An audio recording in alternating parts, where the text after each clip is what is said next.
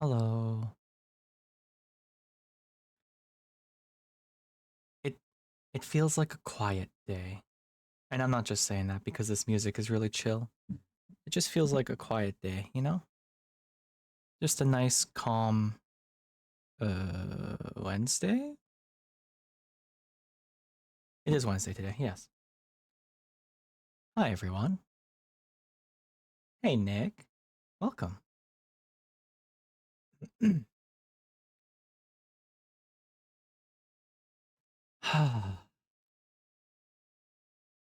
Feels like a quiet day today. Just feels like one of those days, you know? How are you doing, Nick? Right?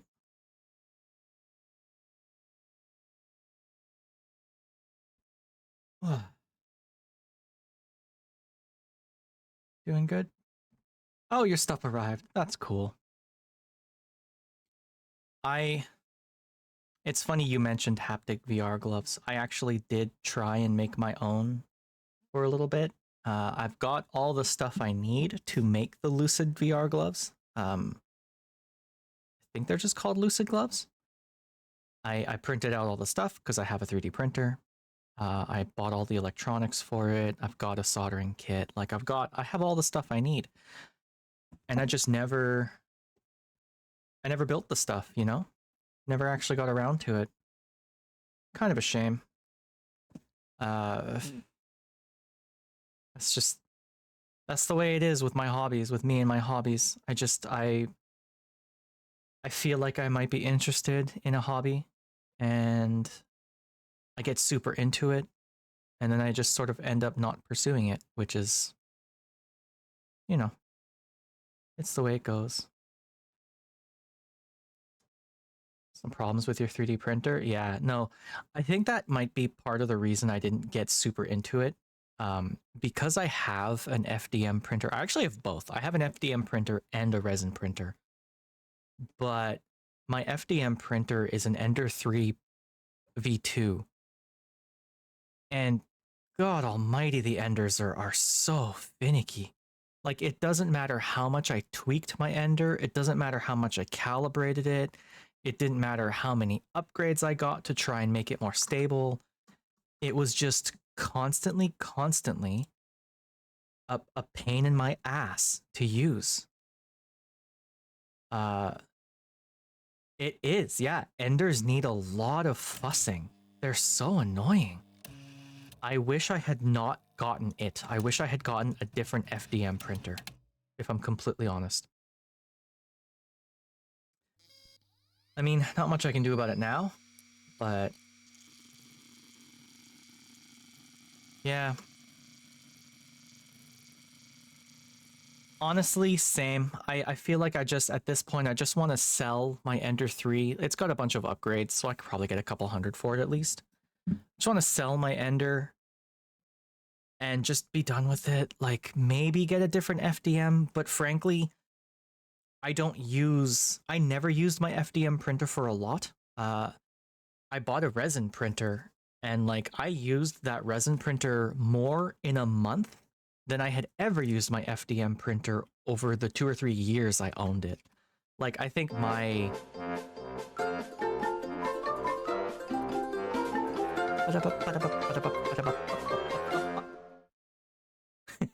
Hi Danny.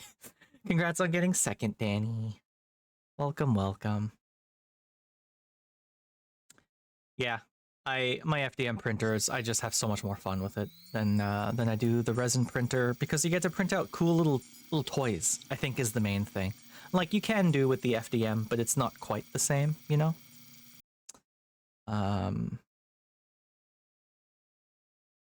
Hi June. Congrats on grabbing third, June. Junie Winnie Winnie, getting them points. You have so many bytes, June. Oh my god, you have so many. You can hack all day if you wanted to, June. Damn, June. June. Spend your points, June. June. I put them there to be spent. What are you doing? Wait, I'm gonna. June. I'm speaking directly to you. Spend your points, June.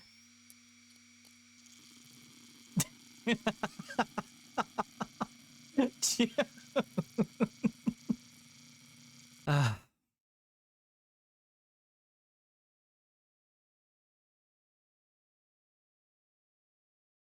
honestly.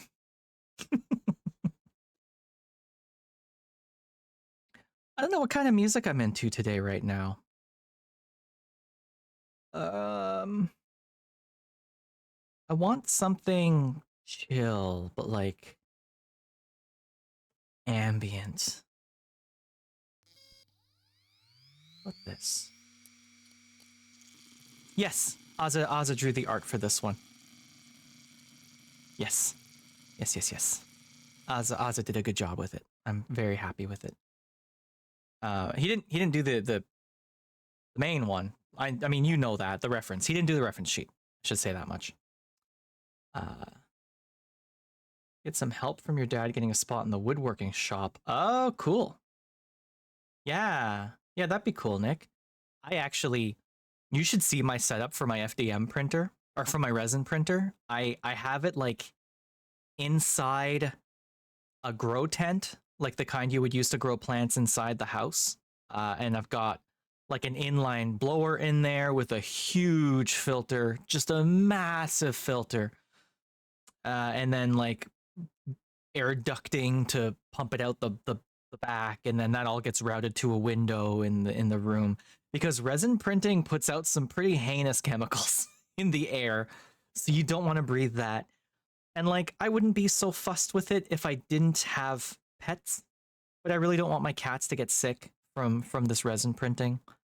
So yeah, it's cool though. I've printed out some stuff. I've got about 1,000 points printed out for a Tau proxy army for Warhammer. Uh, they aren't meant to be Tau. I don't intend on playing Warhammer. I'm going to use it for one page rules, the other like miniature wargaming system. But yeah, I've got all those printed out. I bought an STL today of Anka, looking real cute. I get updates for constant characters from a couple of 3D printing websites I'm a member of. A lot of them are not safe for work. Uh, yeah, yeah, I won't get into it. But yeah, getting set up is really cool. And actually, speaking of fumes, I I think maybe I'm a little like, you know, I'm a little loosey goosey today because I spent my lunch break staining some trim for my boat, like some wood trim. So I had a bucket or a can of oil based wood stain open like next to my head for about an hour, and I was staining all the trim that I'd pulled off of my boat. And whew, yeah, hey, wood stain fumes or something, huh? So I'm, I'm okay though. It was a couple hours ago, so surely it's worn off by now. But still feeling a little loose. Still feeling a little loose. How is everyone doing? June, Nick, Danny, how you doing, Danny? Hopefully everyone's having a good week so far. You made it to Wednesday, and that's something. Full of turnip. Yeah. Your meal earlier sounded good. Big round rat. Mm-hmm. Mm-hmm. Hi, Spooky. Welcome, Spooky. Spooky, look how cute I am. Spooky, look how cute I am. I'm so cute. All right, I'm doing the thing. I'm doing the thing. Cleaning my glasses. I did take my meds. Hold please while I clean my glasses.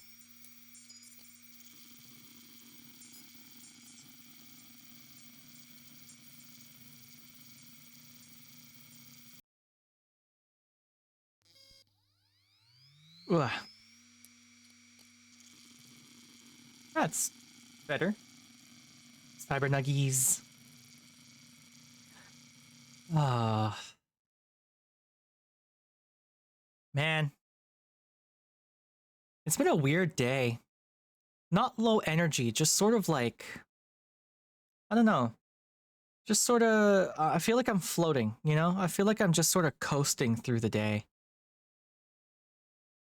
Uh, I don't know. I don't know how to explain it, but I guess it's okay. I guess that's fine.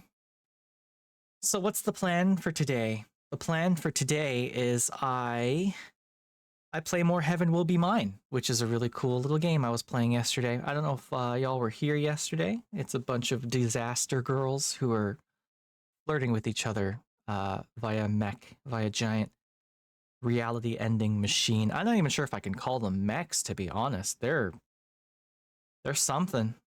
Like Pluto's mech is ginormous and has like two causality engines built into it that make the thing go. And also she's tied into it somehow. It is frankly more transhuman than I thought it would be. Like the transhuman genre, which is frankly my favorite sci-fi genre. I absolutely love transhuman stuff. But this game is so much more of that than I expected it to be, which is really, really cool. I'm really, really happy with it. But it does bring to mind some questions I've had about like in a world where you can choose your body at will to either have a body or have no body. You present how you will. I'm talking about Eclipse Phase now. Let's talk about Eclipse Phase for a second. In this universe where you can present how you want, you are not you are not you know beholden to a certain body shape, even beyond even the binary of male female. You don't even have to be bipedal if you want. You can be any sort of shape. You could be a box that rolls around on casters if you want. You don't even need a body if you want. You can just be purely digital. In a world like that, the concept of gender falls apart, right? Sort of prescriptivist, the cultural gender we have right now sort of falls apart and it becomes something that is more of a choice. Yeah, you could be a ball, you know? So at that point, sexuality like stops being like, oh, I'm straight or oh, I'm gay. Because who gives a shit, right? Like, I'm gonna wake up today and I'm gonna be male presenting. Tomorrow I'll be female presenting. The next day I wanna be an octopus. The next day after that, I want to be a space shuttle. You know? The people who loved you yesterday are probably gonna love you the next day. Body form doesn't matter. So what is gay at that point? What is straight at that point? Like it's all of this comes up because I was thinking about like, you know, these gay girls flirting with each other and all of them are femme presenting, which is great. But like Pluto already is starting to become something more than human, right? Like she's going beyond it. And it's just I don't know. Or like okay, a little bit of spoilers if you haven't played Star Wars Jedi Outcast, the second one, the other one, the second one in the series. At one point, you run across a voice recording, and it's a person who very clearly goes by he him, talking about his husband, and it's like okay, cool, gay couple in Star Wars, I'm into it. You later meet that couple, and one of them is a human man, and the other one is a giant space slug. And okay, for the purposes of colloquial English, I suppose giant space slug, presents as male in his species. So, you take the male from that species and I guess the male from the human species, and it's something like gay, I guess. But is it though? Like, is it actually? Does it matter at that point? Here are two sentient beings who love each other. So, who cares? Live slug react? What? Anyway, I didn't mean to like wax philosophical about all of this stuff. It's just, I remember once someone tried to tell me that transhuman sci fi is especially bad for queer people. And I thought, what transhuman sci fi have you been interacting with? Because that's not true, not in my experience. Right? I could see the argument being made for maybe low cyberpunk, you know, like the original cyberpunk, like the William Gibson, you know, Neuromancer type stuff, where, or Blade Runner, stuff like that, where like it's not transhuman yet, it's getting there. But like even by the time you get to like Ghost in the Shell tier, like post cyberpunk, like transhumanist type stuff, like the major even says at one point, Kusanagi says, you know, oh, I choose to have this female body because it's sleek and it's easier to move around in, kind of thing. And it's like, okay, yeah, we're in a world where definitely not the average person can afford a full body, you know, rig, but some people can. So who gives a shit?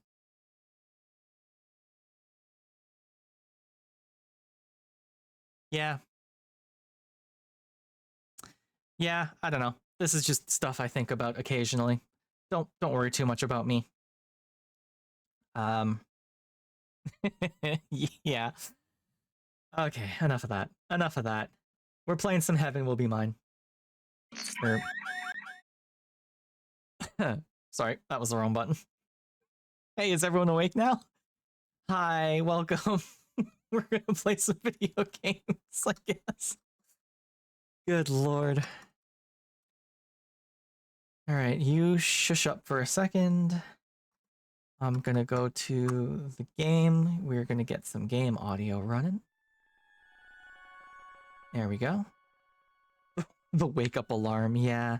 Sorry, I didn't mean to hit that button. It's in the same spot on a different page on my stream deck where it's like you go to the next page over and I meant to go to my audio page. It's kind of hard. It's kind of hard flipping, like getting a setup on just 15 buttons on my stream deck. I'm so glad I didn't go for the 6-button stream deck. That would have been a nightmare. I am June. Yeah, I mean, people come to my channel and they kind of know what they're going to get into with my whole setup. Which isn't to say I don't fully agree with, you know, sort of the blue sky narrative going around right now. There is no place for hate in my community. There's no place for intolerance or hatred, which isn't to say that I will tolerate anything. If you're a bigot, if you're racist, if you're, you know, any sort of queerphobic, any flavor of queerphobic, if you're a Nazi, fuck clean off. It makes me so sad that that even needs to be said anymore. You know? But there it is. That's the way of it.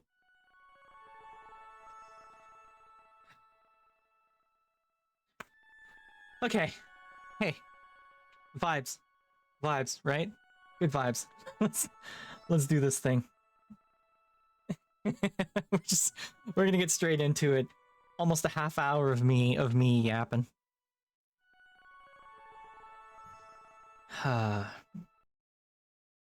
We've got all my stuff is set up correctly. We've got all my redeems. I really don't like that the game doesn't have bordered window lists. I don't like that I can't tab away from it. Resume. Day 4 is definitely where we're at. Load. Okay, so we did this one. Oh, we have new mail already?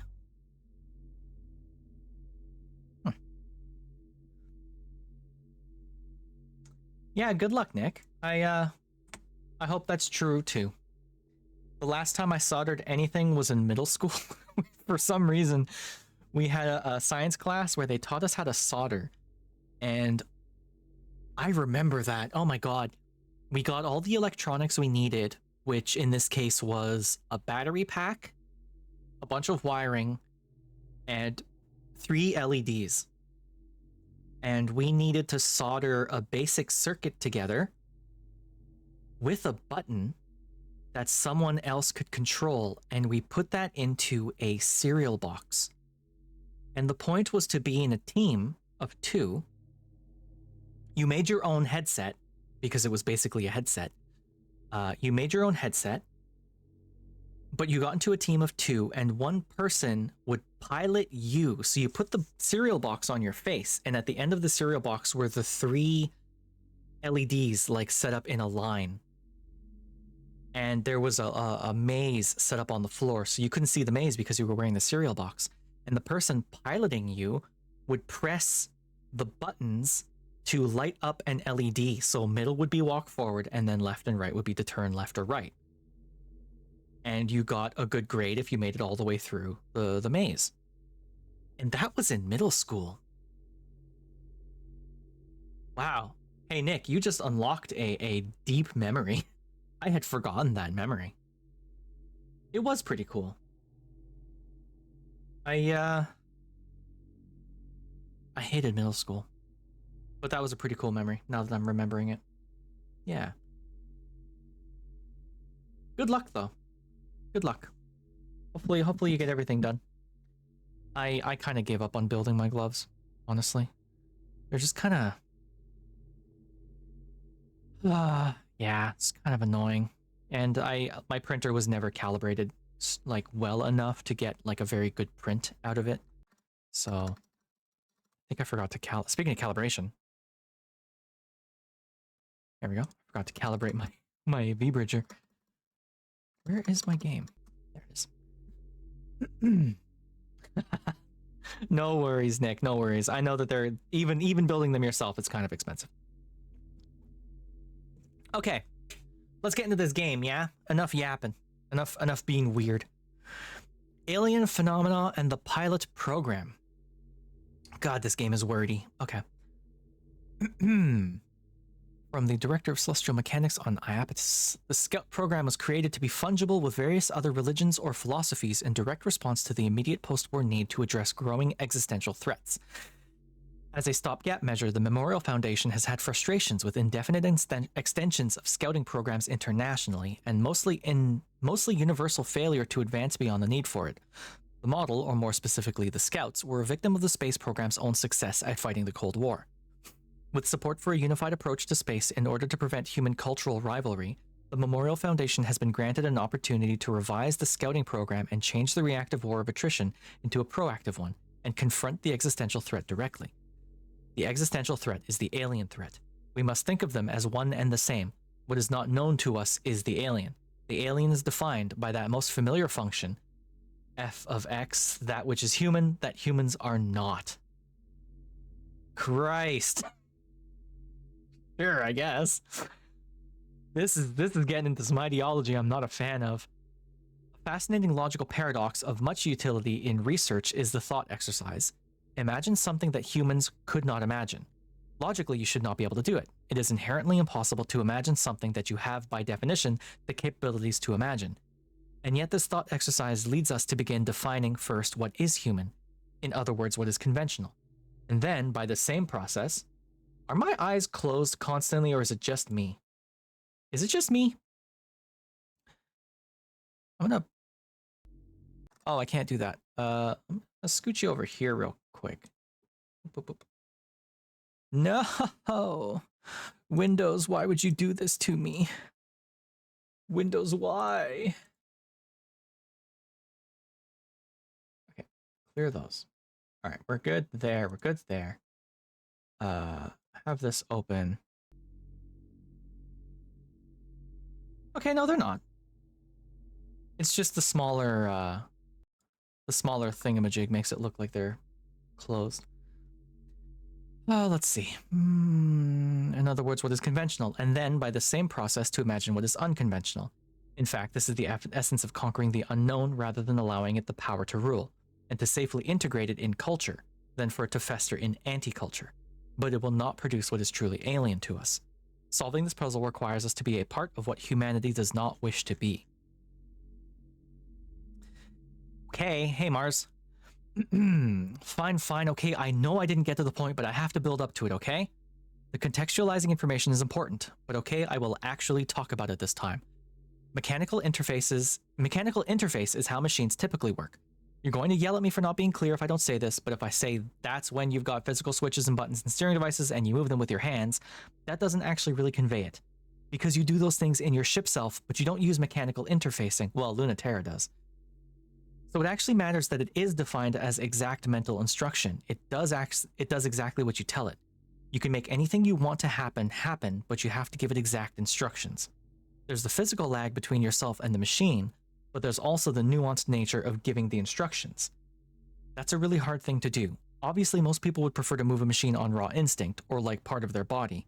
I don't think many people actually get the best results from an interface like that. Unless, yes, they're like our mutual ex. Hey, is that why you wanted to know?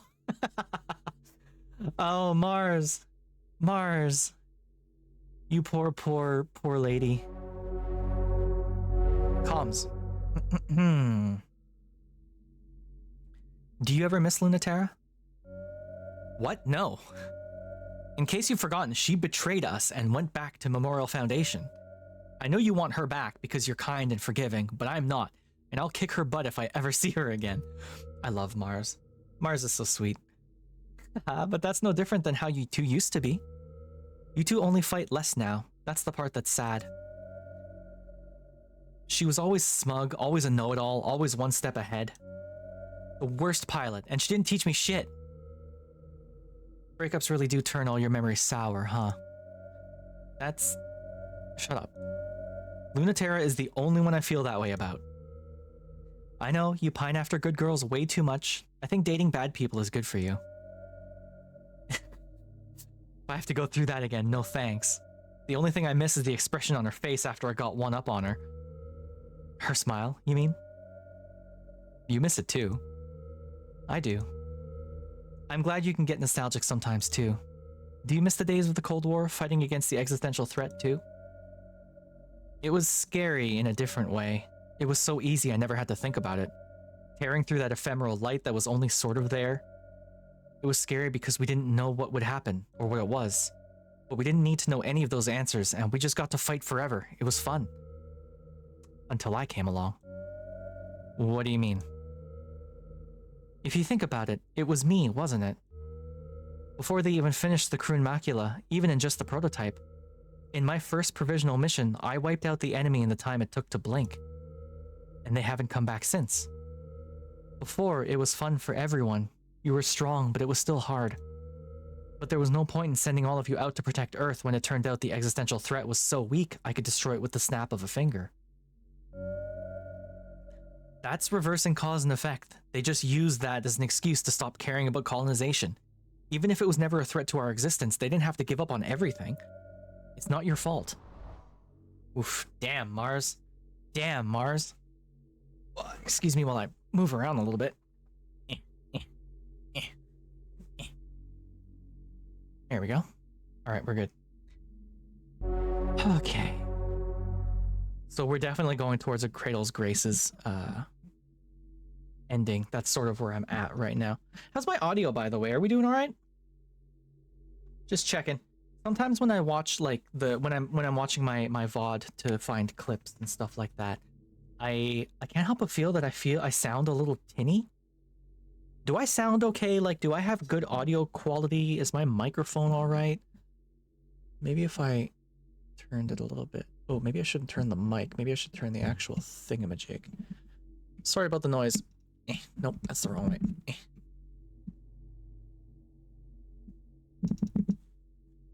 I think my mic is set pretty well. I have it on a boom arm. It's like more or less right in front of my face. Yuri's here. Hi, Yuri. I am ready to receive head pats.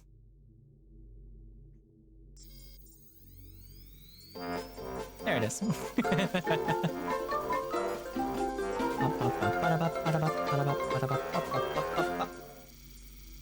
Thank you, Yuri. Welcome, welcome. Lens mod logs.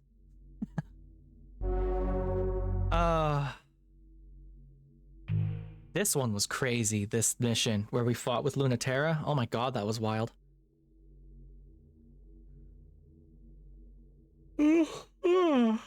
excuse me.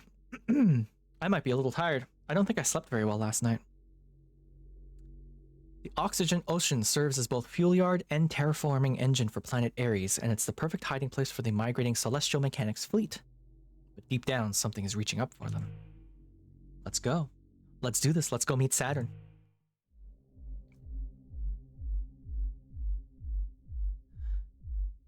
Oh, cute, Yuri. Cute. You gonna post them on your Blue Sky? Because I think I follow you too. So you definitely need to share them when you're done making them. That's definitely a thing you need to do. Maybe.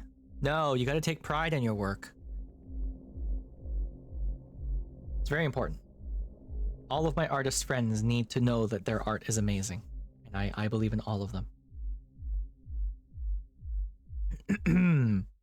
Is she operational? Just drawing the carrot. That's fine. That's fine. Hey, you gotta start somewhere, right? If I had the time or the strength of will to pursue drawing art, I would. I do say, Desty. Hi, Desty. Solar, Yuri, and Phoenix. So I don't know those characters. I'm sorry. I assume they're characters from the show.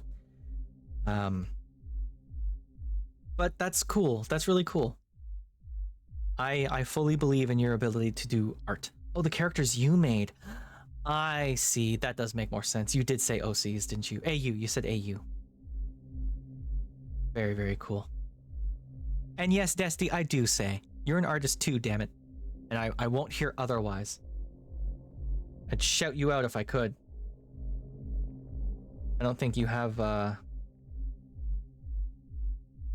you don't have any clips, but I'll shout you out anyway.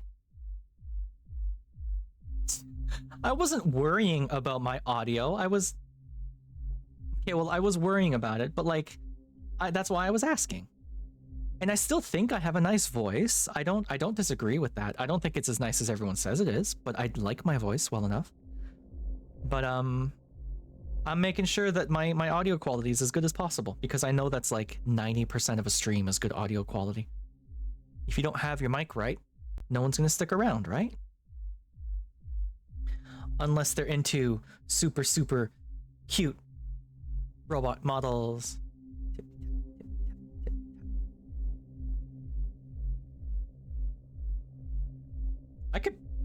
I could probably stay up here for this game.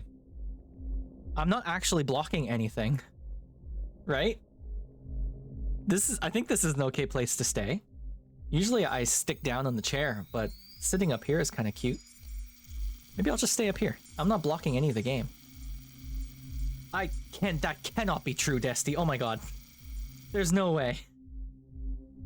I appreciate it. Very super appreciated. But what about all of the other ghost fish, or goat fish, as June called us earlier? Spooky's got excellent quality. Azza has really good quality. We all do. June's got like hilarious quality. I love June's whole setup. I loved June's stream where she had Marvel Rival like plastered across the game screen for an hour or two. That is so goddamn funny to me. You think? Classy. I have a different classy vibe. I mean, cool, but hopefully not so classy I scare people away, you know? Although I did realize that, I guess. That's just me playing around with OBS though. That's nothing. It's just playing around a little, you know? Although I do like being able to play with like my overlays and stuff and moving them around, playing with stuff. Whoosh, whoosh. Because I can do this too. I never get to use this one because it's kind of pointless. I made this and I don't remember why I made this one, but yeah. Funny, Spooky Pookie, and Junebug. Junebug is so cute.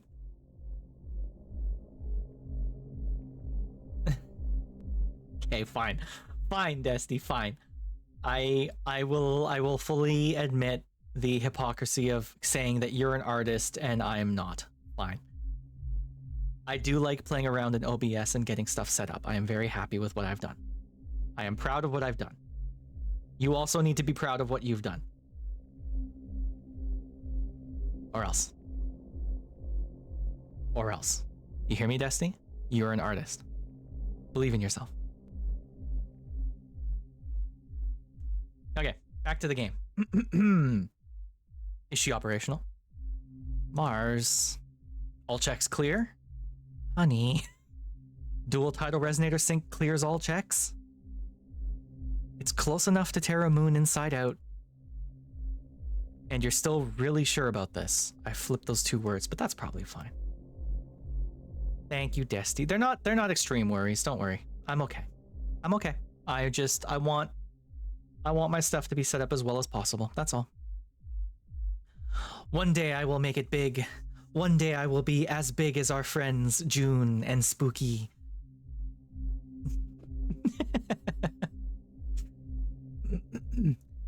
Mars, I love you very much, and I'm going to scream if you ask me one more question. What? Uh-oh. Yeah, Pluto. Sorry, I just couldn't back off after saying that. My soul hurts. Why did you do that? Because you didn't listen to me. I was listening. Oh, hey, Cicerus, welcome back. Yeah, what the fuck? I am so into Pluto being a playful eldritch being. Pluto is so cool. I'm so into it. You didn't listen. You've got such a big heart and you don't listen with it at all. I don't want you to go. Oh, that's better. It's what you really wanted to say. I'm glad you could say it. But you're not going to listen to it. Nope.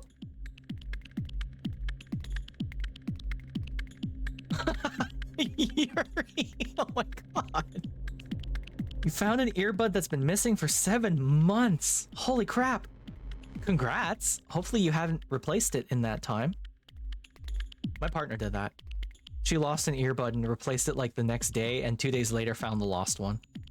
No, good. Good. You don't want to waste money. That's no fun. You could, at least after you said, not at all. Don't sulk. This was always the plan. We have to show everyone what this weapon can actually do. This is just a taste, but no one is going to respect what we do on the moon if we can't grab their attention first. Destroying the whole Celestial Mechanics fleet while they're docked at the Oxygen Ocean is going to get some attention. Even if I only destroy them a little bit, it'll be pretty amazing, so it's a job that's impossible to mess up. Pluto, you can't raise a flag like that, come on. You can't say anything's impossible. Listening to the music dropped onto the floor and it disappeared from existence. Okay, Yuri, here's the real question. Did you drop it in the car? Because if you dropped it in the car and you found it in the car, then that's at least something. But if you dropped it in, like, the bathroom or at your computer desk, and then you found it in your car, then that's some proper, like, fourth dimensional shit, you know? Because I've done that. Dropped it in the front seat. Okay. So, it's at least a little bit rational. Just a bit, you know? But, I have fully dropped things on the floor, watched it bounce, and then go under something, and then I go and check under that something, and that thing is gone. It just slipped out of reality, fell into the back rooms. I don't know what. It's just gone. I hate it when that happens. It's usually food, too. It's usually something I'm about to pop into my mouth, and then it just disappears. It's gone. It drives me crazy. Oh, that's weird, Nick. Yeah. Reality is fun. Fun. If you keep worrying, what else am I supposed to think except I must seem that incompetent to you? I care, okay? I'm not mad, Mars. But let me lean on you while I do this. instead of blocking my way. Oh, share a secret moment? Or get in a tug of war above the waves. So I've been playing this entirely, one, to keep pushing for the Cradle's Graces ending, and two, Pluto comes off as an incredibly... what's the word? Overconfident brat. She knows exactly what she's about. She's kind of toxic in her own way. That's the way I'm playing it so far. So I'm definitely going to get into a tug of war above the waves here. The balance shifts because Pluto tugs and Saturn tugs harder. Tragic. She is a disaster lesbian and I'm here for it. Eating strawberry shortcake ice cream. Yuri.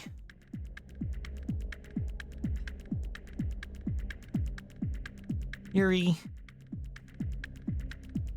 Nope, that's the wrong button. Yuri, I have a mouth.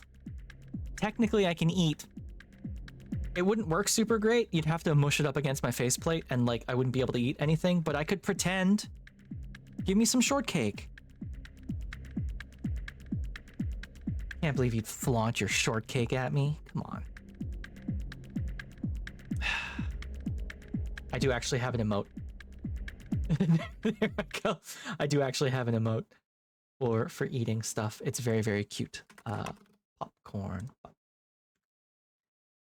I commissioned this one specifically because I don't have a mouth. So like I wanted a popcorn emote and then I thought, well, I wouldn't be able to eat the popcorn. Wouldn't it be cute if it bounced off my faceplate? You got some on your screen, Yuri.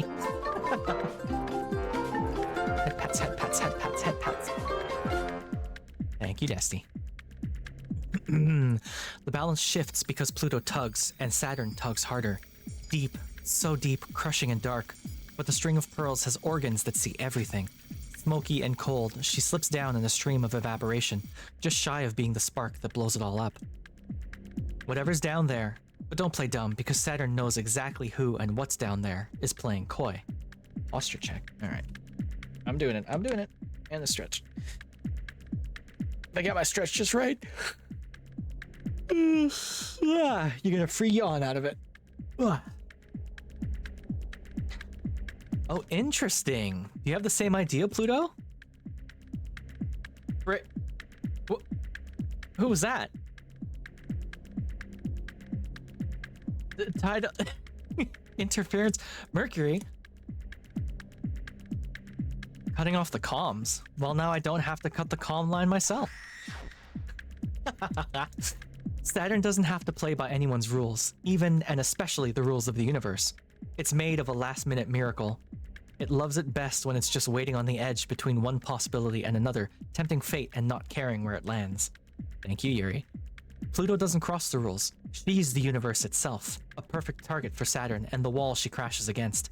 She's not playing coy, she's looking for someone to crash against her. From the depths, Croon Macula tugs, but playfully. String of Pearls takes the invitation and yanks back, not so playfully at all. Saturn is like the default character. Saturn is the girl the game wants you to play at first. She's the one that's like offered to you at first. The internet says that Saturn is the one people should play first because it's a little more grounded and it sort of gives the world a lot of context. And Pluto is like the one you want to play last because she's, well, I mean, you've seen my gameplay so far. It's all existential and transhuman and wild. Ooh, I have a new cloth. Ooh, new microfiber cloth. I forgot I had one of these. I've been fidgeting with like a package for the last 2 days. Oh my god, that is the cleanest my glasses have ever been. Holy shit, it's like the glass isn't even there. Saturn is absolutely written closer to protagonist. That, I can see that, honestly. Pluto kind of comes off as antagonist a bit. Like, that is the cleanest my glasses have ever been. Holy crap. I should have done this ages ago. Oh, some schmutz on my glasses though. Get that. Let's get rid of that. There we go. Whenever she's involved, you get a lot more focus on her. That makes sense. Yeah, I mean... Oh my god, I can see so well. I wonder if my tracking is going to be better now, too. Because, like, this is a brand new cloth. Saturn is your Dalton now, but Dalton is number one.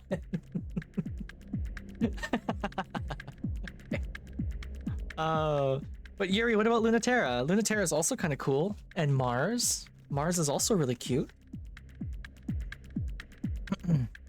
Hey, Boo, do you want to play? I sure do. Saturn is very, very cute. I do like Saturn. Second is Luna. Gotcha, I'll get you. Would come up and play my game. Oh, sure, if you can make me. Crude Macula is the plunge into fascination, a fall omnidirectional into the end of the universe. Crude Macula can drown the ocean in her gravity, but String of Pearls has the greatest trick. The String of Pearls cheats distance. She can't ignore it, but she can interpret it differently. So f of x, god, it's been so long since I did math. It is f of x, right? Function of x? F of x, an anxious, avoidant, infinitely approaching and never reaching asymptote. Or maybe f of x equals can be a curve accelerating rapidly into infinity. Math isn't hard for Saturn, just the results. It is of, right? Yeah, okay. Mercury would be screaming if the comms were still on, because this is a big risk, the most dangerous and guaranteed way to get the Celestial Mechanics fleet wrecked if she isn't careful, and even if she is. Closing distance is mutual. Pulling Pluto out of the depths of the oxygen ocean is not something she's doing for them. Holy shit, man. This is so fucking cool. God. This reminds me of... Has anyone here read the Quantum... Is it the Quantum Prince or the Fractal Prince? I think it's the Fractal Prince. Has anyone read the Fractal Prince series by, You've heard of it? Yo! Fuck it up, Yuri. I'm so happy someone has heard of something niche that I read once.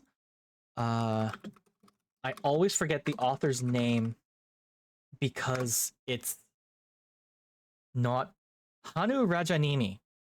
Hanu Rajanimi.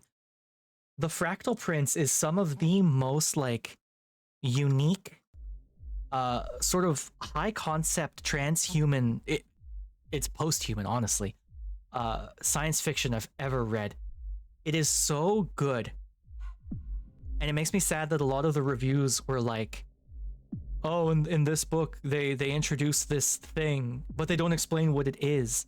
And it's like, you don't need to know what it is. Like, you don't need an explanation of the mechanics behind this, you know, fifth dimensional planetoid that is also a person's head. Like, you just need to know that it's weird as hell. You need to know what it's called, and you need to know that it's where some of the action is happening. That's it. You don't need to understand the science behind it. It's just weird shit. The whole book has been weird shit. Yeah, no. Hanu Rajanimi, the Fractal Prince series is so good. And anything by Charles Stross. I love Charles Stross's transhuman books. Like, Accelerando was so cool. And there was something I read in here, and I'm going to try and jog my memory for a second.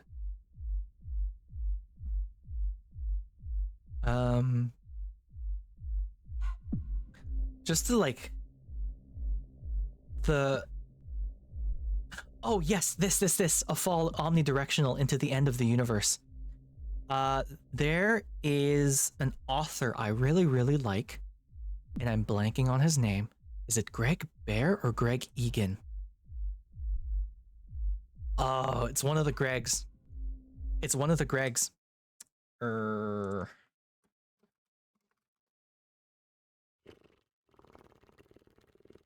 It's Greg Egan. Wrote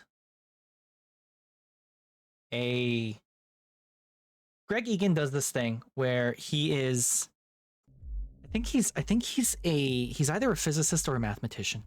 But what he likes to do with some of his sci-fi books is he likes to posit a universe that has a slightly different rule, a slightly different sort of universal constant or a different rule, right? And then he writes a book based on that. So, super nice guy. He wrote a book that I'm also blanking on the name of because I read it ages and ages ago. But it's basically, what if the universe had, instead of 3 space-like dimensions and 1 time-like dimension, it had 2 time-like dimensions and 1 space-like dimension. Or 2 space-like dimensions. So it was still sort of the 4 basic dimensions we know. But it was... how would that affect sort of the physics of things? And you ended up with planets that were hyperboloids rather than spheres, because a sphere wouldn't really work in this kind of universe, because sort of up and down doesn't really exist because it's time-like. So like the main characters on it were born either left-facing or right-facing, and they could never turn around. You just checked your emotes? Oh, you have a sub. Yuri, you got gifted a sub yesterday. You were one of the lucky few who got a free gift sub from me. I handed out like 10 gift subs yesterday because it was my big 250 celebration stream. So you got some of my cute emotes. Yeah. Anyway, long story short, sorry, I'm getting into the weeds with this. I had some trouble understanding one of the concepts in the book, and I emailed the guy. And I said, like, completely out of the blue, I emailed him and I said, hey, I'm having trouble understanding this.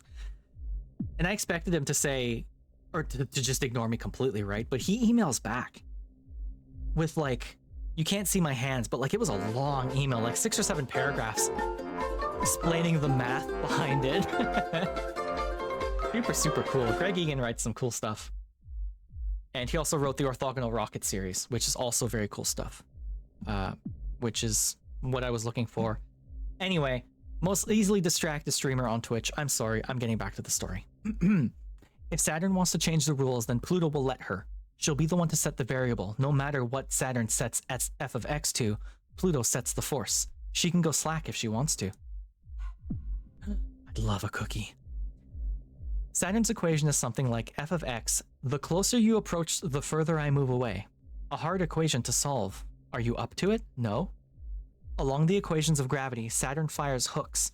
They wouldn't have hit without the equation, but it was the moment of Pluto's curiosity that they bet on. That is enough. The ocean plunges, the ships rock. Emergency retraction, max output. Isn't it cute? I love that one. I love that emote. That was one Azza made. Azza made a bunch of my emotes and I love them. Haha, okay. I was trying not to cause so much trouble. I just wanted to delay you for a little while. But if you really insist, I'll come make all the trouble you want. That's funny, considering how hard you've been wrecking the Celestial Mechanics fleet. I'd almost think you weren't going easy at all. Saturn is pulling hard, but it's like trying to pull a star out of a black hole. But something about the way Pluto reacts makes Saturn think it still might be possible. It might still be possible. You're working hard. I was just sent to make sure you all didn't have an easy time. I've never worked hard, ever. I like Saturn. You sound like kind of a liar. You're sure you're still not a bit good? Say it to my face. Okay, if you really, really insist, I can get carried away too. God, I don't want to see Pluto get carried away. Saturn's capture cables go slack, and she shoots up and out of the ocean, pulled by the panicking surface crew.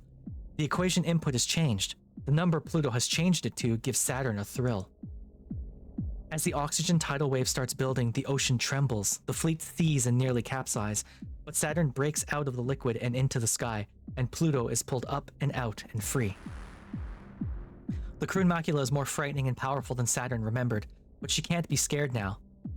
Well, maybe she can, just a little, but this is what she wanted too, a beautiful solution to her equation.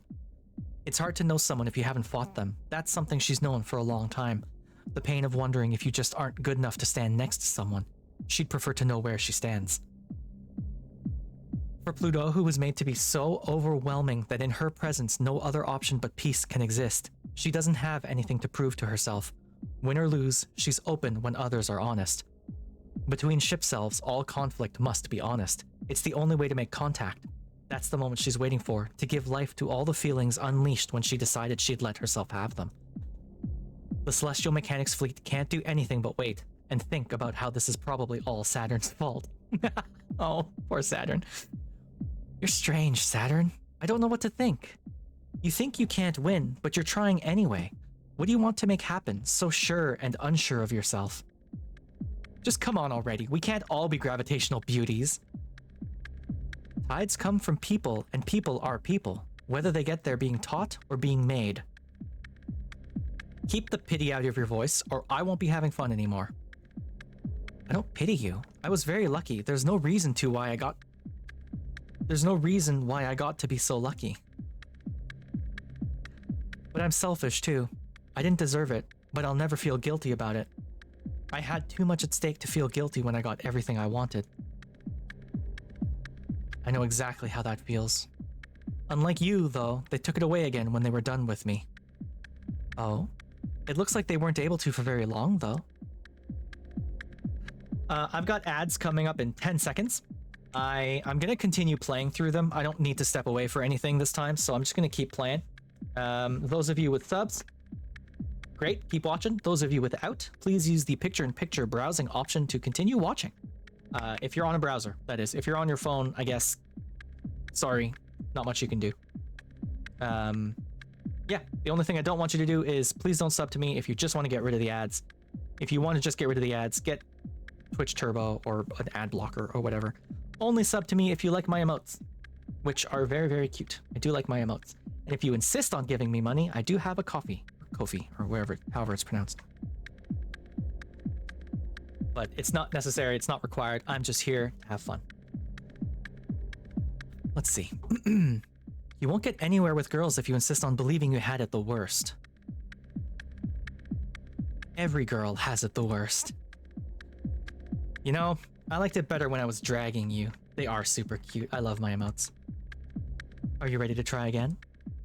Teach me a lesson, or get over yourself, and let me see what's under that envy. Saturn's got a good idea. Even as the Macula tosses the fleet apart with tidal forces, the string of pearls closes in. She can be as close as touch, yet always out of reach. This time, she sets f of x2 as close as can be. They're so cute. I actually have more emotes than that, like quite a bit more. I just don't have the slots for them, because I don't have enough subscribers. So I'm torn between wanting to push for more subscribers to get more, and not wanting to ask for it because I feel bad. You know? It's troublesome. I'd love more emote slots. I would. But yeah, so it goes. Of course, that's in the crush of her gravity well, but that's fine, because Saturn has dedicated her life to being a fucked up loser. Saturn. Me too. I thought for sure I could make you squirm, but you're so perfect. You're even better at accepting that you're not perfect than me. But that's not to say that I'll let up for a moment, no matter how bad at this I am. I love that. It's a great thing about you. You don't know how strong your belief is. You know you're going to lose, but fight anyway. Believe you're going to win even still. I always win even when I lose. I would never go in if I didn't know that. Row, fight the power. Whoa! Saturn's mech is cool. Electrotoxic waves sting the Macula as she embraces the string of pearls. It's like making out with a battery. Sort of like me! That's my running joke. If you lick me, I taste like a battery. Put me on your tongue and I'll make you tingle. Hey, chat? It's uncomfortably like getting electrocuted, but comfortably like making out. How long can you keep that up? How long can you last if you're crushed like this? Minecraft eating noise talk. What, isn't this a great idea? Being crushed like a pancake under you is great. You're an ankle biter. Well, sorry to tell you, Yuri, I don't have ankles. I don't have feet. So, you know. You're really incorrigible, I love it. But I can last longer than you can. Maybe, but is it worth it? You're not able to waste time like I can. I'll make it way worse for you. But I can keep this up. I've got nothing to lose. That's so selfish and ridiculous. It's the worst for everyone. I love it. It's really kind of outrageous. I can't believe it. Okay, you win. Even though your side objectively loses. What do you want? Saturn's weapons slow and fizzle, but Pluto doesn't quite let go. For the knees.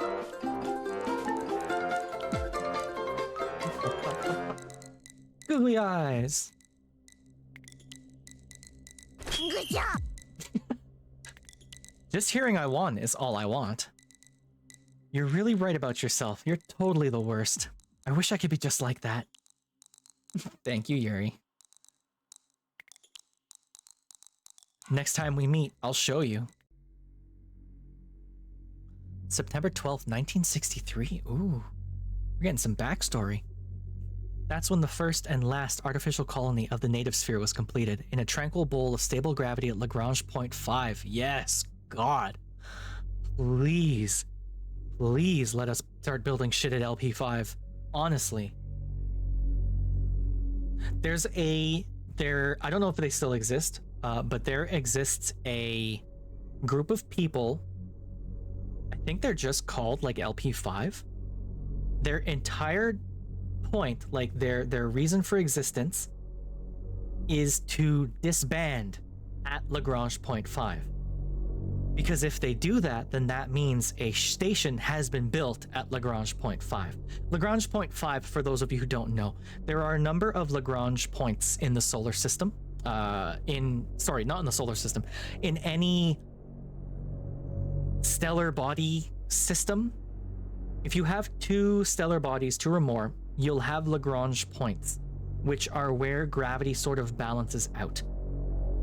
And the easiest way to think of it is, like Earth and the Moon has 6? It's been a while since I read about this, or since I've even thought about it. But some of them are like, if you think of it as a hill, some of them are a hill, so gravity is very unstable there. And some of them are a bowl or a gravity well. So LP5 is a well.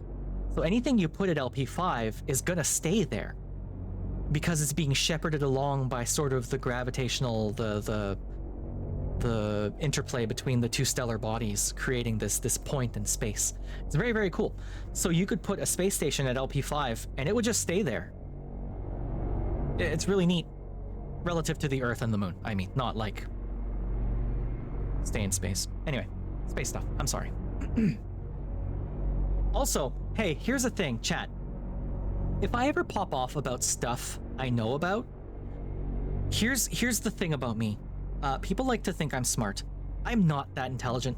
I just know a little bit about a lot of things, and I am very, very, very happy to be told I'm wrong. So if I ever pop off about stuff I think I know, because it's based entirely in sort of surface level knowledge and just me being excited about something and spending an afternoon on Wikipedia, if I'm wrong, please tell me. I'm happy to learn. That's the point. I want to learn more. But yeah, if I've tricked you all into thinking I'm intelligent, please, I'm sorry. Okay, LP5. As the front line against existential threats, a training facility for a generation of humans adapted to fight in space. As a colony environment with the life, gravity, and culture necessary for human beings to live, thrive, die, and be born. With the hope that peace on Earth would reign if we won this war in heaven. Without pressure, water boils off of our tongues, and we dissolve into component parts. Without culture, we forget the shapes we're supposed to have, and turn inside out into something else. Out of necessity, we created a pressurized environment, exerting enough gravitational pressure to maintain cohesion, all senses, in space. A ship's self to ferry us through the world. They function only in places where the gravity of humans is too light to sustain existence. It was doomed from the start. Of course they were jealous. Of the humans the Earth no longer wanted, flying on zero-G wings. Dr. Nix, Executive Director for the Memorial Foundation Existential Expansion.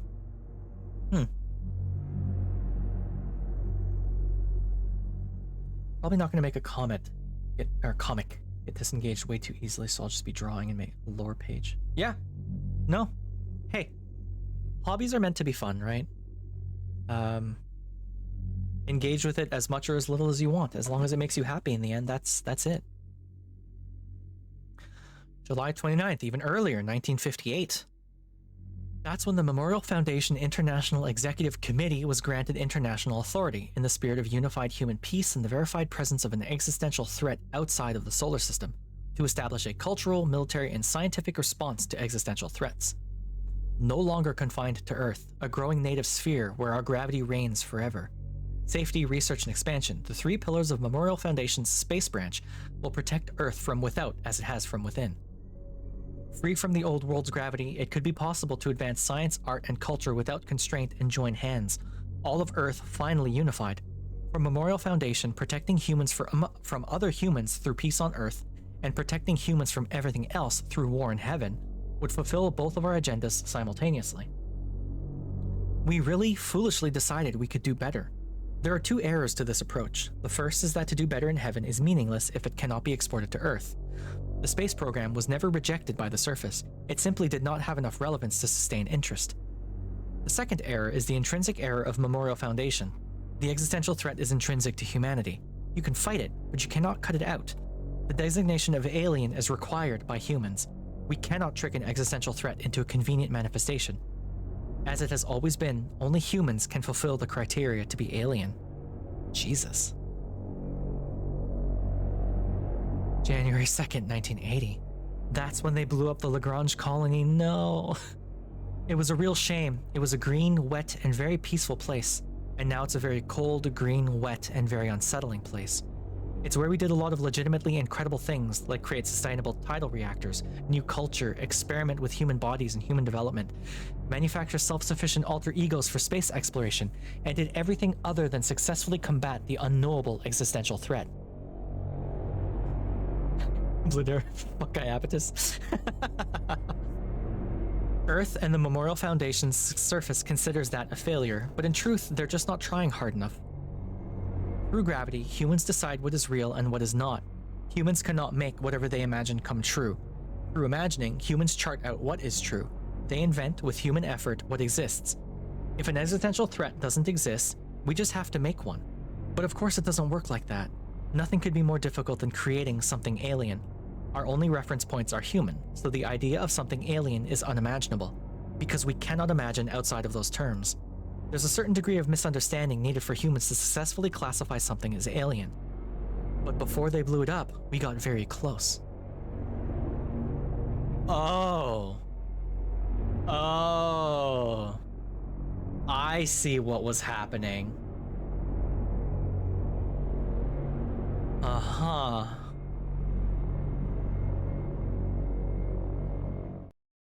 Yeah, Yuri, this is some shit.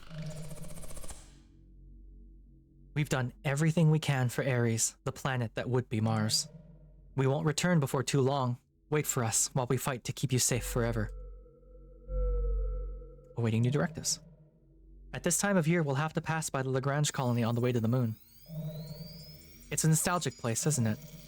Let's not allow anyone to take it away from us. Let's protect the memories it holds for Memorial Foundation, and take it with us to the new world we will create before celestial mechanics turns it into something ugly. Send a message to everyone. I'll take care of the past, so you can seize the future. Ready for launch. Pew! We're getting there. 50%. We're getting there. I don't know why I keep saving over different things. I don't need to. I am sure in my choices. Subject, Cradle's reply to from Nyx. Oh, hi, Nyx. Even as enemies, you are as hard to understand as ever, Iapetus. Maybe one day I'll be wise enough to know why you're always laughing, always smiling. What's wrong with that? I'm always laughing and smiling. The background noise is spooky? Or the hacking minigame, or in the video game?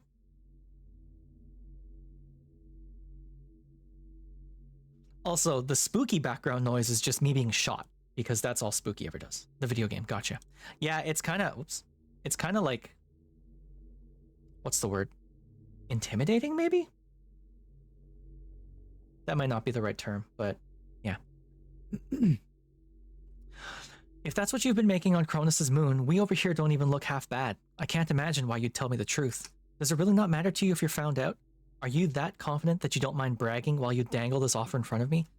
Crude Macula's development is stalled, so we're desperate enough to accept your favor. Or maybe you aren't as far ahead as you're letting on. What if I just told Europa what you were up to?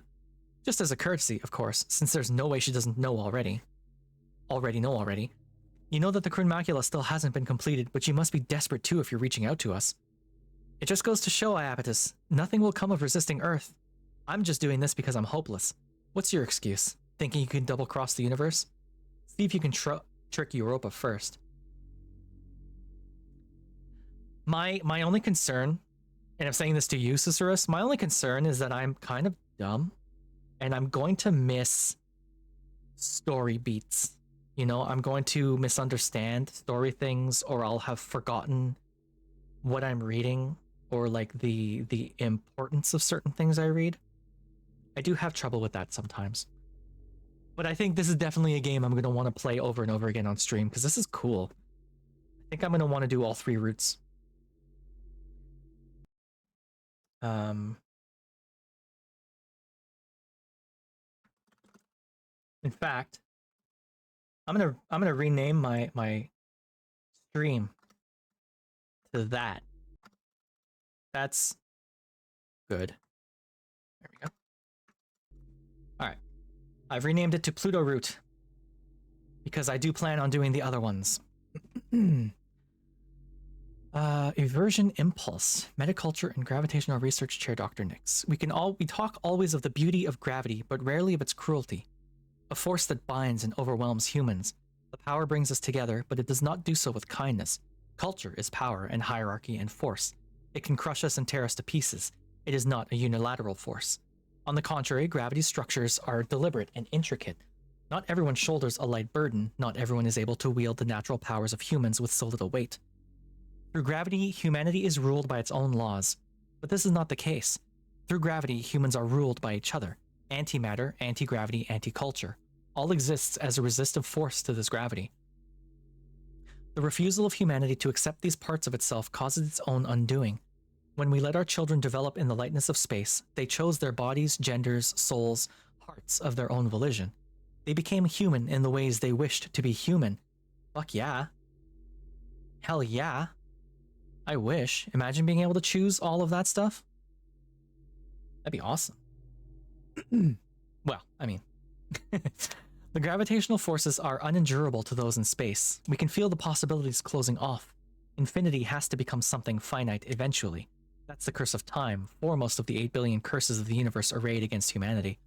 The last before death. Conquering them, in order, is Memorial Foundation's legacy and belief. Every curse overcome and nothing lost. Do that, you'd want to be Russian. Interesting. I think if I had a choice, I wouldn't want to be anything. I think I just want to be me, you know? Like nationality, I'd never even thought of nationality. Because I guess I don't see the point. Or maybe it's that I feel like I'd be happy sort of no matter where I'm at. You speak a little Russian? That's cool. It is a very pretty language. You have to weigh the accumulation or the end result as a diminished humanity. They're not good at making hard choices. It's hard when you understand what you have to lose so much better than you understand what you have to gain. And so when it comes down to it, that's why we lose every single time. Only in space can we possibly be free. Oh, this is just like one step towards being scum. The scum, capital S, being a faction in Eclipse phase. They're very happy being in space. They're very happy being not quite human anymore. Mars, talk to me. Pluto. You ever think we're being too cavalier about this whole war? But it's not a war. I think a whole bunch of people fighting each other is definitely a war. I don't care if the medium ship self is rhetorically distinct from war. That's just a technicality. Yes, D. Also, Yuri, I mean, if you can speak in other languages, definitely go through the trouble of typing, of getting a different keyboard. You know? Oh, what the hell? Can I not type directly into OBS with this?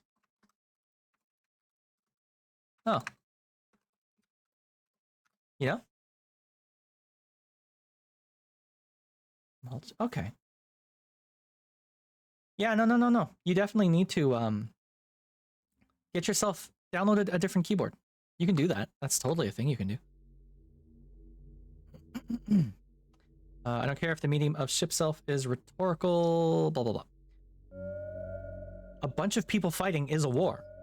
It's a war, and war is bad. You're sort of the last person I expected to say something about that, though. About it, though. Why? Because you love it. It's work. You still love it. Well, it's exciting. You really love excitement. But it's scary, too. Why? You can't die. Only lose and try again. That's why it's not a war. Just a noisy argument. Excuse me? Wait. Can we not die? Did I miss something? But I'm mad like it's a war. I hate the other side like it's a war. If it's only not a war because ship selves aren't designed with a way to kill each other, oh. That's too fragile a reason. Wait. Every faction specifically built machines that can't destroy each other. They can only get close to destruction? This is a war that is built entirely to enable disaster lesbian flirting? Why can't we have wars like that on Earth? What the hell?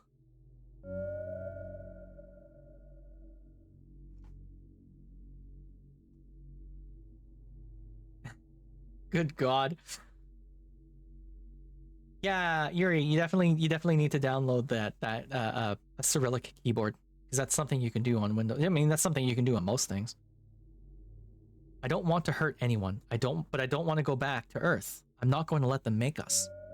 If I keep feeling this way, one day I might do something terrible for it. So I can't say I love it when it's more complicated than that.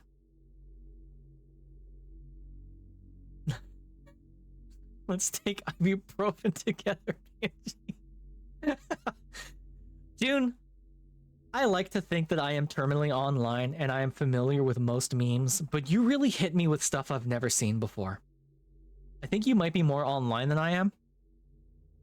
Or maybe it's just that you're like a decade younger than I am and you're in different parts of the internet than I am.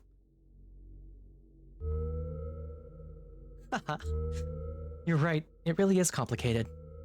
I was kind of hoping you'd have uncomplicated feelings about it, though. Why? Because I love it, and I don't feel complicated about it at all.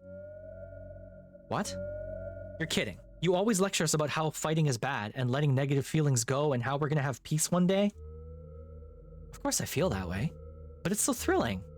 I was too precious to send out during the Cold War. They never let me fight like all of you. And I'm good at it too. Better at it than what I came here to do, than a lot of the actual pilots. I'm proud of that. But it's also just thrilling. It's dangerous. Maybe you can't die, but there's a lot that can happen to you that's painful and hard. How do you stay scared enough to still feel like that? Pluto was originally going to be a third character with Mars as the third? Really? Interesting. I mean...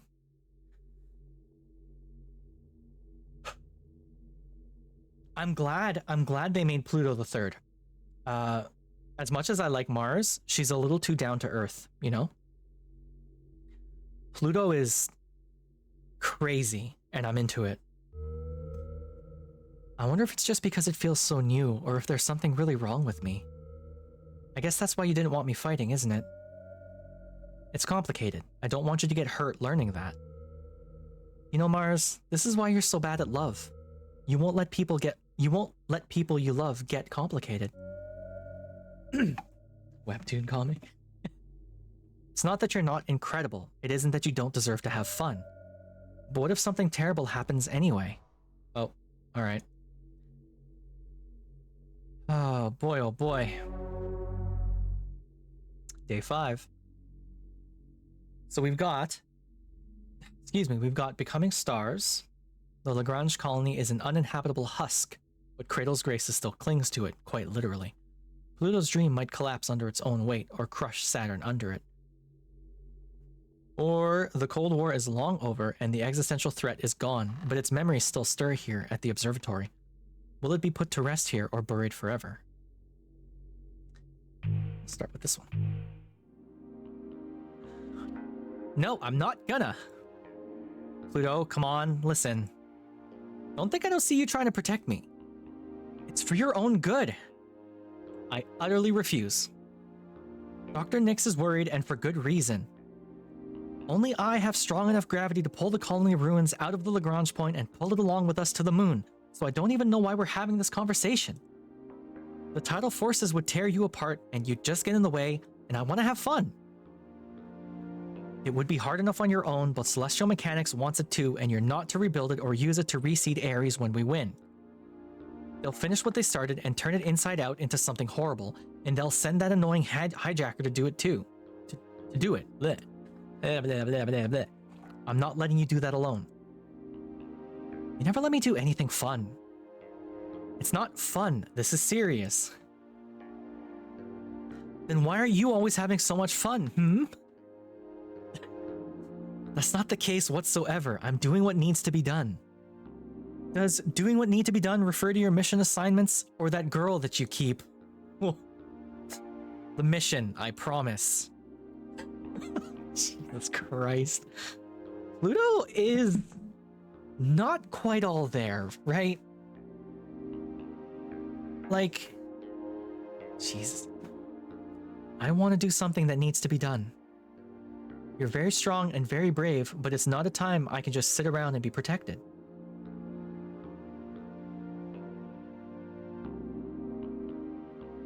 I'm listening to it.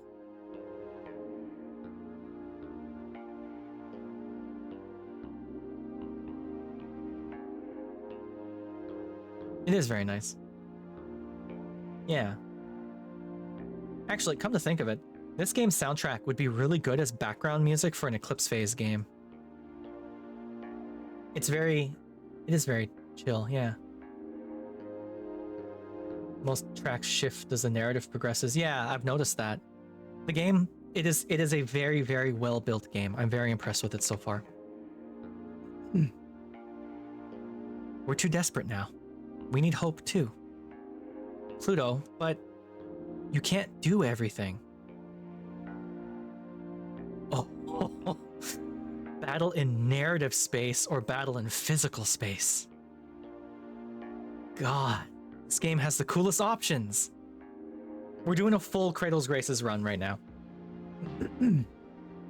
Saturn rushes in because Pluto is ready for this kind of fight.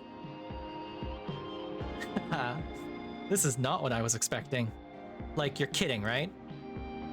No, Pluto isn't joking. The furthest thing. The swirl of cosmic nebula dust that completely obscures the colony in Pluto's warm embrace is no punchline. Only insofar as it is true that Pluto is so strong, it's funny. The colony no longer resembles Earth. Now it's a gas giant, or maybe a star waiting to be born. Whatever the case, even though it's certainly much too late to do anything about it, there's an invitation from inside. Just come try. You must think I'm really dumb. Or you must have a lot of faith in me, in which case you're really dumb. It could be Saturn's perfect opportunity if she plays her cards right. Pluto's putting everything she has and more into just attempting to move the colony. If Saturn can find her, she'll be helpless. Yuri.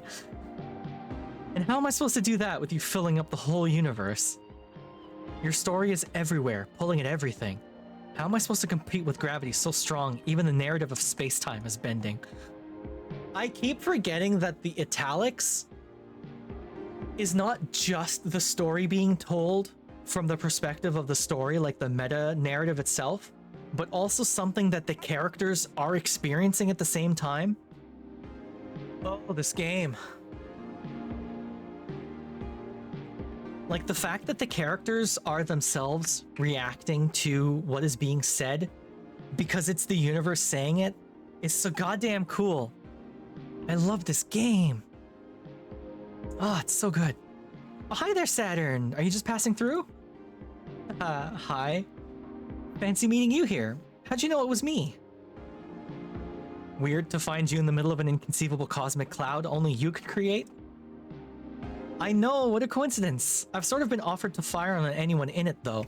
I think this might make things awkward if you try to get closer. You could at least pretend to be a little afraid of me. I am, just a little. But even if I should be, I'm glad to see you. I hope that's not a lie. On either part. No, it isn't. I know you're dangerous and very special, and you wouldn't be here if you couldn't stop me. Even if you're not quite ready for how hard that will be. I'm very impressed that you didn't decide to sneak up on me while I was thinking, though. It would have been a good chance. Oh, are you maybe having second thoughts? I was hoping I could convince you to destroy this place with me. Haha, you're impossible. It's adorable. You're incorrigible. I like it a lot, actually. I even envy it a little. Oh. Thank you. I was just being difficult. Which is very charming of me. June, this character is so you-coded, or maybe you're so Saturn-coded. I can see now why you say Saturn is literally you. Because Saturn's just a real shit disturber. I kind of love her. But I was half serious, too. Sprinkle. Nope, never. I was almost tempted, though. I don't know what your memories of this place are like. They're bad and good, right? Always a little worse than better? It's the same for me, but this place is still precious to me. It was a seed of life once, and maybe it can bloom again. So I'm going to protect it. Oh, that reminds me, what are you here for? Haha. Do you mind if I ask a personal question? What are you trying to do with it? I'm going to not destroy it. That's what I was worried about. I really know when I'm beat, so I'll just be... Hey, stop right there. What? I was just trying to banter. You tried to shoot me. That's dangerous. I didn't. You were thinking about it. Of course, Pluto... Oh my god, Pluto. Like, how do you fight something that is all cosmic reality? Well, she was. More like Saturn was trying to get a bead on Pluto. The string of pearls tides ripples through the... The string of pearls tides ripple through Pluto's nebula cloud, hoping there's something it can find eventually. It's not like Pluto is hiding, she's just everywhere, and it's hard to tell where she ends or begins. Aren't you thinking about shooting me too? You're the one with the advantage on visibility. I'm just sitting here and I can't find you in that cloud. Oh, you're totally right. Dear super weapon of Cradle's graces, are you actually a little naive? I gave you the benefit of the doubt. Was that wrong? Obviously. Sorry, I've never learned to be on my guard. There's no need to be when I can tell what people are thinking and nothing can touch me. If it really actually worked like that, you'd absolutely never trust anyone ever. No, I trust everyone. I can always trust people to do what they always do. Do you think you can trust someone to surprise you? Blech. Can you trust them to do something you wouldn't even think of? It's when they surprise me that I'm the happiest of all. That's when I really feel we're not doomed, set in stone, always making the same mistakes. I'm being stupid and following my heart, just like you. You're gonna have to do better than shoot at me if you want to surprise me. There are other ways to fight. You're better at that than me. I think you can surprise me. Is that what you want? Whoa. On Earth, our souls are weighed down by gravity. At the same time, gravity holds us together, tells us who we are, good things and bad. The Earth's gravity is strong because it's all of us together. Forces that would be insignificant on their own are powerful enough to make a planet when we hold it together. That's why we are much stronger on Earth. Even the weakest human has that sacred light of the soul and its many powers. To forbid direct contact with the soul, to wield the arts and sciences in shaping existence, to be many and also one. In space, our gravity is weak. Without the constant pressure of tidal reactors, our souls would dissolve, the way that water at high enough altitudes will evaporate off of a pilot's tongue, without atmospheric pressure to remind it to be water. What a cool way of putting it. Stories bleed into each other easily, and our shapes don't hold steady. The fragility of our ships couldn't survive a moment on Earth. In space, there are things we could never do on Earth. With our heaviness, we could never be so tender. Yeah, you're right. You're right, you're right.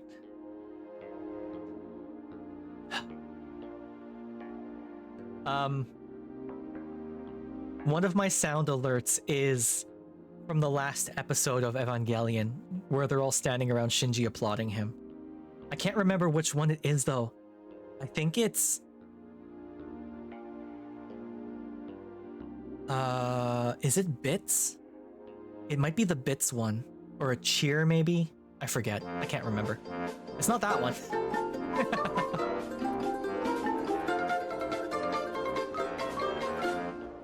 Head pats. Thank you, Yuri. Okay, I get it. Let's pick up from earlier, but fight in the way only pilots can fight. In the way only us close to the edge of being human can fight. That isn't fighting at all. Blah, blah, blah. Do you feel the same way, Pluto? You are listening, right? I was going to tell you I don't have time to play today, but it sounds like you know I still want to anyway. That's going to make it harder to convince you to leave me alone and let me do this. You are here to play, right? Nope, no convincing me. I can pick up on the subtext. Blame it on the wicked celestial mechanics pilot who bothered you and didn't let you get any work done.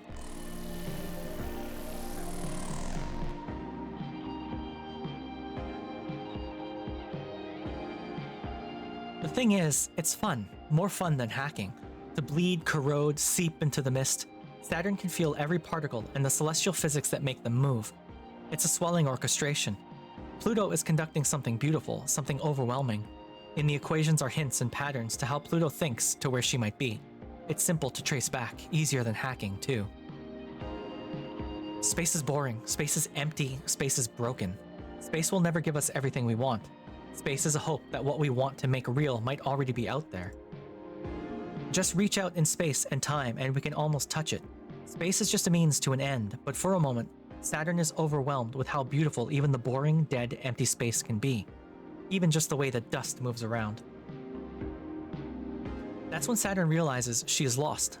She went in to tear open the story, twist it around, and instead she got so lost and happy in it, she didn't even notice the clouds swirling around her, the cosmic dust covering her, Pluto holding her tenderly. Pulled into the atmosphere of the colony, they orbit gently. Saturn has no reason to fight. It doesn't even feel like she lost. It feels like she won something special. Okay. Okay, Saturn. Open your cockpit. Why?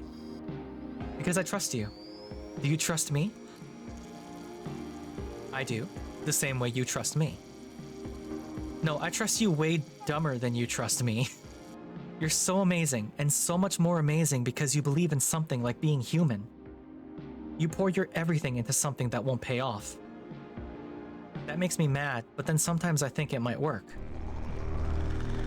Whoa. Saturn's cockpit opens, naked guts, exposed circuits. Prune Macula's thumb presses against Saturn and the distended cockpit, exploring. Am I gonna have to put a content warning on this? Oh no. You're really hooked in good there.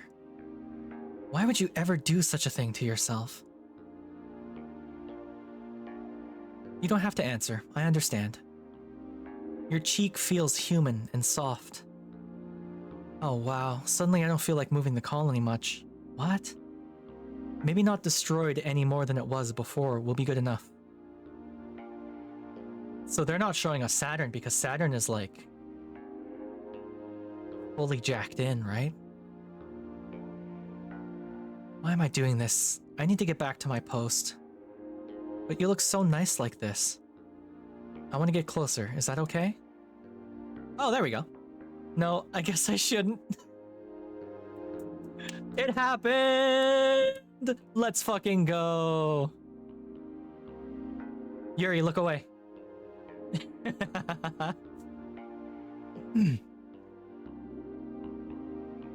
Oh, That's so... What a brazen move. Okay, okay.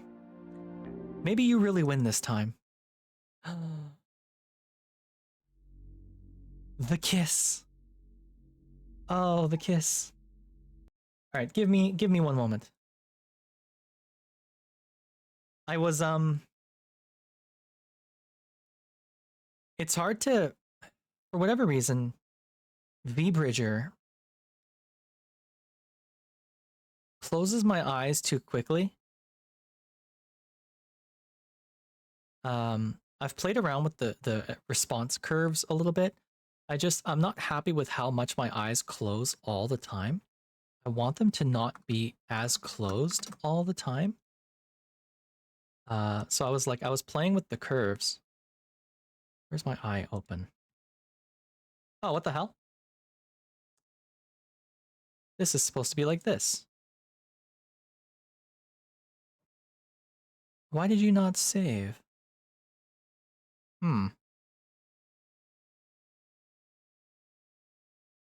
Okay, well, now it's fixed.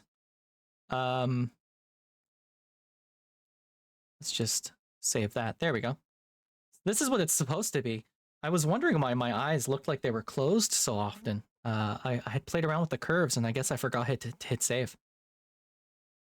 That's better, though. Oh, I look a little more awake now. Okay. That was something. I can't believe I got a smooch. I got a smooch. Mars resignation attempt?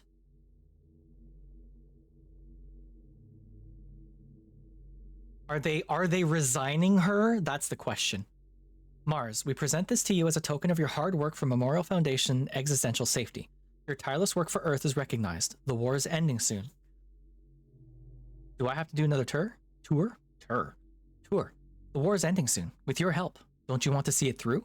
We could not have done this without you. You can end it fine without me. Your help would prevent us from having to worry. It would guide many more of your former comrades back home. How much longer? That's the part you're always cagey about. You don't need me, do you? I wish Pluto was you. So you could kiss Saturn? Of course we need you. That's not what I want to hear. What do you want to hear? We are, as always, prepared to reward you. But you've never been satisfied. Is that what you want to say? What would you like? I just want to go home.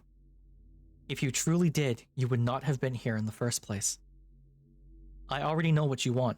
As soon as you know too, we're ready to give it to you. Interesting. That's really interesting. Oh, my eyes are really dry today. Meh. Oh, June. I don't think I ever showed it off. Because I just didn't think about it. Because I have a mouth now, I can do this.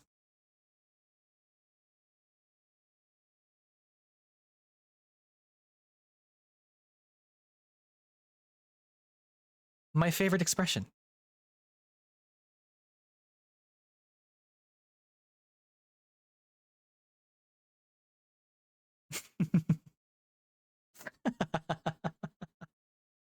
Okay. Sorry, I'll stop stalling. Dr. Nick's assessment. Look, my non-existent nose. From Europa. All right. Oop. Dr. Nix was always a controversial figure. Her theories were attractive, but there had always been complaints that they had little basis in reality. Yet by virtue of challenging the nature of reality, her theories had a way of putting it that made you feel as if you were the compromised one, you the one unable to see things objectively. Given that the nature of the universe is verifiably one that is defined by humans, it's easy to give these particular theories credence. Memorial Foundation, in particular, as the most successful post-war NGO in dealing with existential threats cross-culturally and internationally, was obviously attracted to a possible proactive approach in the Cold War rather than a reactive one. Humans are not yet human enough. An extremely arresting slogan. Truly, who is human enough? Especially that humans already know everything that is necessary to be human. We simply have failed to accurately and completely internalize it. Outside of gravity, we will achieve true humanity. Rather than advocating a revolution of humanity through technology or biology, Dr. Nix believed that we simply had not created a culture sufficient for the full potential of humanity. In her view, humanity are perfect neurons in a jumbled circuit. By arranging correct human knowledge in the proper order, we could bypass the flaws of the universe. Her insistence on incorporation rather than rejection of existentially threatening elements was the fundamental cause of her failure to attract mainstream acceptance of her theories. Dr. Nix decried the narrow-minded individuals who let petty prejudice narrow their conception of what could or should count as human. While in her view, humanity should encompass all that is and all that is not, others believed that the fundamental division was crucial to the definition of humanity. That is, to be something means to not be other things. Very deep. Very deep at this game. Hey, Pluto, can I ask you something? Clear up your sector first and then we can talk. Already dead? Really? Are you being honest with me? There's a few stragglers left, but they don't count. Wow. I'm actually impressed. Whatever. Driving back the ships was simple. They were totally easy. Oh, then I'm not impressed anymore. Hey, why? You just said it was no big deal. It would just be patronizing if I was proud of you for doing something easy. You were impressed just a second ago. Empty praise is bad for you. Aw, don't sulk. I'm not sulking. It's hard to impress you. That's not true. You impress me a lot. When have I ever? You impressed me by the way you tried way too hard to support girls like me when we were awkward, weird, annoying, and had no idea what we were. It's an embarrassing way to put it. And you weren't those things. I was, and that's why I love you. It's cute when you're overprotective. Oh, speaking of, you impressed me by the way you make girls mad at you. How is that a compliment? They wouldn't get so mad if you didn't make them care. You're so mean. I'm not joking. I mean, what I admire is the way you make it up after you mess up. You mess up a lot, but you say sorry a lot, and you mean it. After, you're different. Not everyone is like that. When you don't change, you still make them feel worth it. That still feels not great. You fight a lot, but it's never a war. You never scorch earth, and you always say you're sorry in the end. Not everyone can fight like that. You wanted to ask if we were too cavalier about the war the other day, but you really are the only one who keeps it so unserious. You're so serious about not making it serious. I chased her off. Mars, you can't keep leaving me on red like this.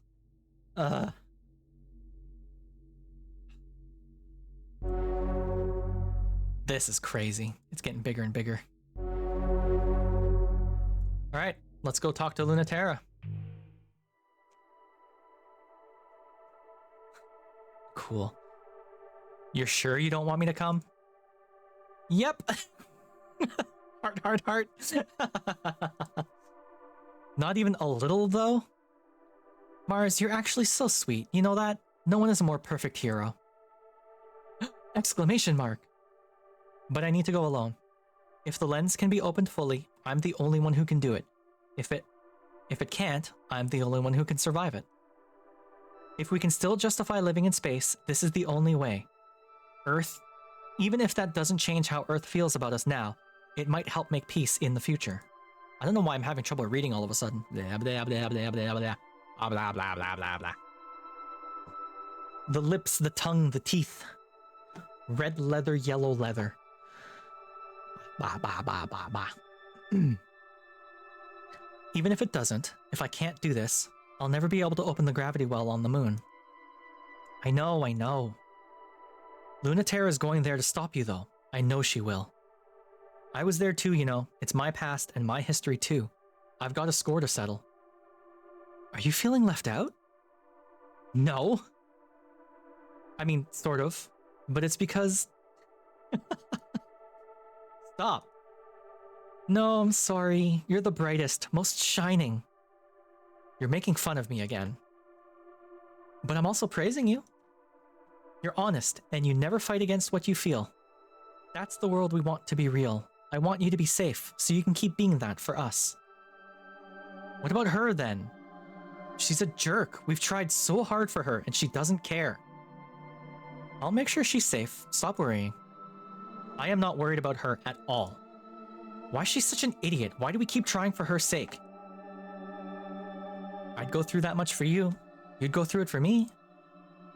I know. But why do you do so much for her when she's like that, stubborn and ridiculous? Because we're just like that too. The gate collapses in nostalgia and disaster. The sort of fight you don't need a robot for. What?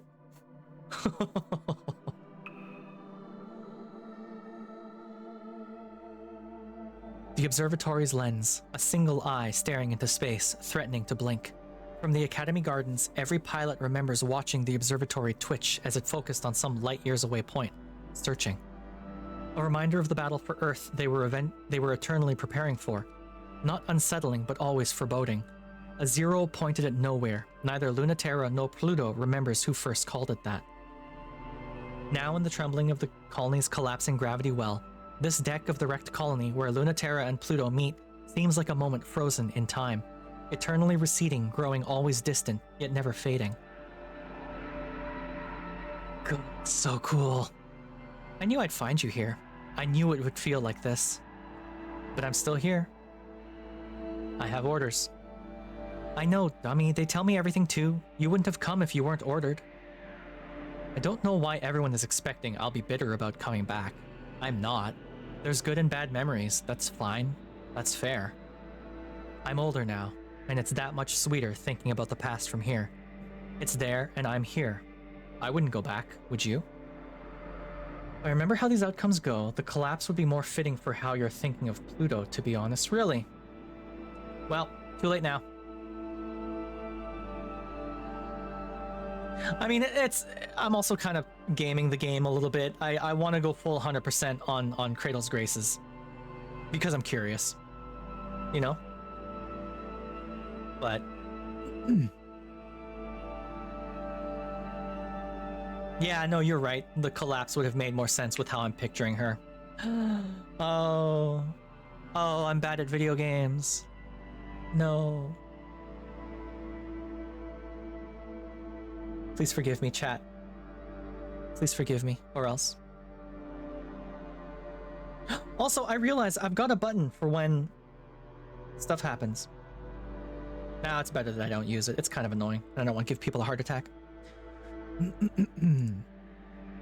I like being an adult. I don't mind being the aging ace. I don't need to be a glittering hero. We fought so hard against the existential threat during the Cold War. Whatever they were, trick of the light or not, we did good fighting them. We tried our best. That's the practice kids need. Now we're grown up and can see our own futures and mess them up if we want. I'm way happier to fight now. Fighting has a different meaning now. No matter how bad I am at being alive, I like it now. You're really grown up now. I kinda hate it. I miss pushing you around and when you'd go along with me. Me too. You still have a hard time making a decision that's good for you all by yourself, though. That's why I asked for orders to come here. Haha, that's so roundabout. I can't tell if that's a step forward or back. I think it would be worse if anyone else shut the observation gate, so I thought it would really have to be me. It really would have to be me. A zero pointed nowhere. Do you remember who said that? It's better than the actual name. I don't remember who said it, but I always think of it. I don't remember either. Do we have to do this? You're the one who's here to do it. It could be really easy. You're the one forcing my hand. Closing it is just a formality. It already is broken, and it never worked in the first place. Then why were you ordered to do it? The fact that you're here means I have to be here. They want any possibility closed. Every possibility closed. That's not harmony. These futures should get to live, even if they never come to pass. If trying to make worlds in space is naive, cutting the native sphere off from the universe is just as naive. It's just so pathetic and sad. It's even more pointless and sad than human beings fighting each other for no reason. I can't bear it. I won't let it happen. I changed my mind. Let's fight. I'd rather fight than keep talking like this. We're fighting now. This is the sort of fight ship selves were made for. Say something. I can't. I have nothing. Let's fight like we're supposed to. I won't. Don't make me talk. Don't make me fight with you. Don't make me kill your dream. Stop having this dream. Give up on space like the rest of the human race has. Let me close the iris of the observatory. It's because I wanted so much to see what that eye was supposed to see that I can't let you keep looking. That I can't keep looking. That I don't want us to be tortured by that possibility anymore. That we can't lose you. I can feel how scared you are, and how brave, and how much you love. But I'm so mad at you. Why can't you believe like you did before? They brought us up with good intentions, and did everything they could. They really did. Oz is here!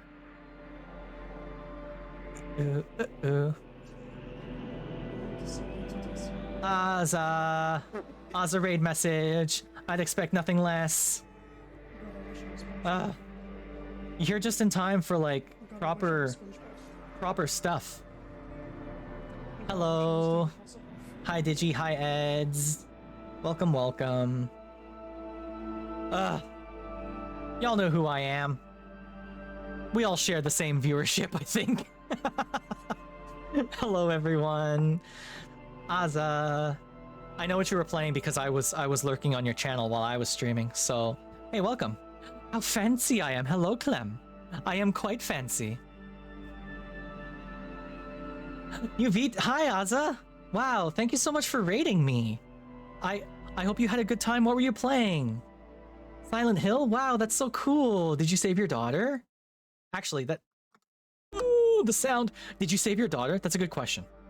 I am curious to know. I'm gonna wait for an answer. I'm gonna wait. We're waiting. We're waiting right here. Crossed arms. We're waiting.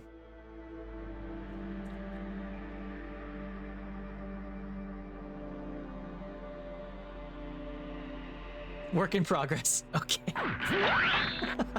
Cat ears. Alright, well.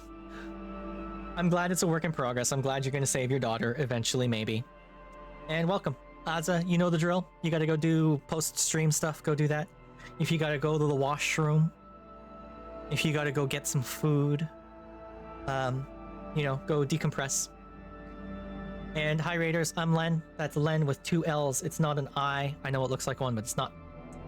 We are playing Heaven Will Be Mine, which is a visual novel entirely about disaster lesbians flirting with each other. Which, fucks, it's really, really good so far. It's so good so far. What? That's right, Azza, you go to the washroom. Here in Canada, we go to the washroom. We don't go to the bathroom. We don't go to the toilet. Yes, there was a kiss. You missed a kiss earlier. We're doing a little bit of kissing. June alt? No, Clem. Yuri just has big June energy as well. Yuri is someone else. Yuri is not June. But I appreciate that you think it is. We're just gonna get straight back into the story. Here we go. And did everything they could. They really did. They really thought we could be better than who we were. The best kind of human beings there could be. They worked us very hard, but they fought for us to be exactly what we wanted to be. Because that was human too. Even when it was hard or didn't make sense, they found a way. June is bugs. June is bugs. Even the awful ones really believed. One humanity, every story threaded together, no one left behind. It would be really possible to fix the universe and let humans live forever in space. Childish dreams that everyone wishes could be true, all without understanding such simple things. I wonder how they expected they could unite humanity against aliens when they found us so alien. We will always be our own existential threat. Every human understood that but them. No wonder Earth rejected us. The observation deck sees nothing because the threat is on the other side. We are each other's alien. It was flawed and it wasn't real, but they weren't that stupid. You know they weren't. The whole point was that it wasn't real yet, and it could be. That's what they wanted to do. That's what they wanted to do. They wanted to make it real. And now they don't anymore. Do you? I mean, really? Do you want to go home too? Why can't you just say yes? I wouldn't mind if you actually wanted it. I'd go with you if you wanted it.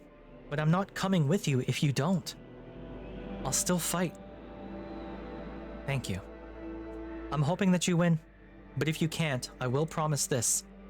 I won't bring us back to Earth empty-handed. I'll do that if I die.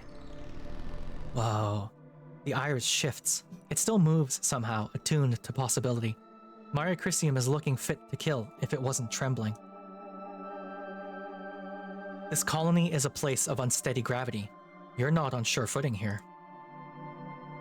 I'm back to being helpless again, like I used to be. You can stop me anytime. Prove you're ready to close this eye. Good night, Aza. Have a good stream. Yuri, we have to also talk to Lunaterra. We already did Saturn's story for this day. Now we're doing Lunaterra. We can't neglect our disaster lesbians. Yuri, it's very important. Good night, Aza. Okay. I can't. I don't accept it. But that doesn't mean I won't do it.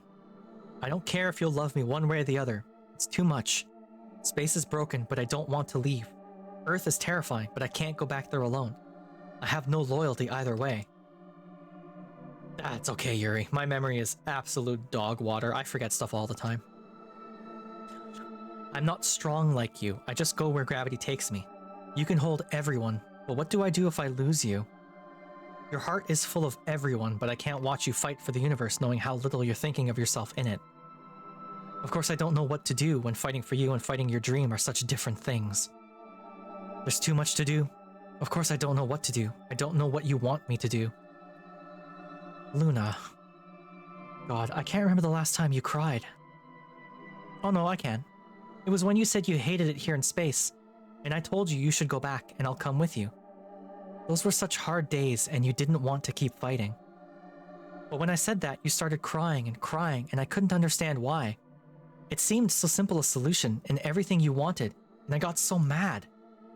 Then you told me that you didn't want to leave if it meant me giving anything up. You didn't want me to give up anyone else either. To give anyone else up either. I wasn't expecting it at all. I'm so used to knowing what's on your mind, what's on everyone's mind. I didn't think you could keep something so locked away and hidden. No matter how far my tides can reach, there's some places I can't ever know until you tell me. It was the first time I felt frustrated by that. I am most angry at you when I can't do what you want. But I guess that's how you feel about me. And how I feel about you. Oh baby, you're crying again. I can't let you win, but we'll be together until the end and after. Jesus. January 30th, 1981. And the day is almost here, the deadline to save everyone who came up to space with us, fought with us, tried to bring everyone up with us. If we shut down the lunar gravity well, there won't be any choice left. The power that keeps our ship selves in check will fall apart and we won't have anywhere else to go but home. If we kill the dream, no one will die. We really, really hope that's true. No one should die in space. No one should die, period. No one has to die because ship self-combat is shimmering missiles of light, cosmic explosions, electricity that sears through the soul. Blade science is impossible for a human to produce. Dances of combat without end. A fight against ideas with toys. Humans would never show that sort of compassion to each other. Earth's answer is a single atomic particle fired at near light speed directly into the cockpit core. A true weapon from a military force. The quickest, most efficient, instantaneous, unavoidable way to kill a human. The most boring possible way to pointlessly die. No drama, no meaning, just nothing. God. This game is so bleak, but also so cool. In the end, they might get everything they want, in the way that no one wants. If we open up the lunar gravity well, then we can establish forever another Earth. And maybe another. We can inhabit the whole system. But that will cut humanity into two and more. The distance will be so much further. Everything we have will be even further from them. How much are we going to lose? How much will we never be able to give them? The moon is very close to being part of Earth. It's full of life, and humans can live here now. It feels impossible, and I don't want to give it up. We should break it off forever, shouldn't we? All I want is to stitch these two humanities together. But if one of us dies as a result, I will fight forever to keep that precious thing alive. Princess of Cradle's Graces. Oh, everyone's getting a say. They don't name it because naming it gives it power, but not naming it gives it more. It must be in every corner, behind every door. Far, far away in the spaces between stars. It is defined and categorized in every human culture and is deliberately omitted from explicit naming conventions by Memorial Foundation in favor of a euphemism less captivating to the imagination, such as existential threat, rather than a specific word that would stimulate the imagination. But a trick like this will not work. In the euphemism is a hollow void that can hold all fears and all possibilities. Through gravity, humans decide what is real and what is not. But what is not does not stop existing, and it, like humans, can decide. It's the kiss of inverse, everything that humans can decide, but can't become. The shortcut to attaining it is to forsake everything that humans already are. If a bunch of humans get tricked into going there, it would make a very convenient enemy for Earth. That's their real fear. Before that happens, I will tell you a little secret. Ready? No? Day 7. Oh boy, oh boy. Hey, so we've got ads coming up in about 30 seconds. I am going to step away this time to refill my water and get a little bit of a snack. It's 5 o'clock and I'm getting peckish. I do want just a tiny bit of a snack because supper isn't going to be for another couple hours. So I'll be back. I will see you in about 5 minutes. Stick around. We're going to keep playing this.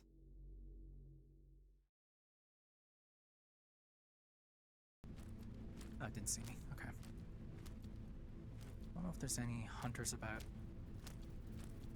There's 3 of them? There's 4 of them?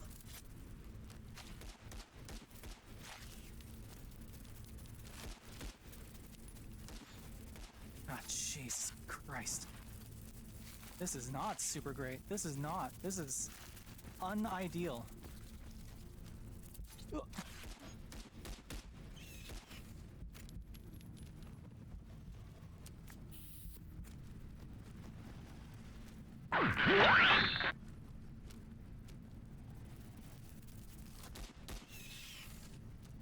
Come at me, bro. You friggin'.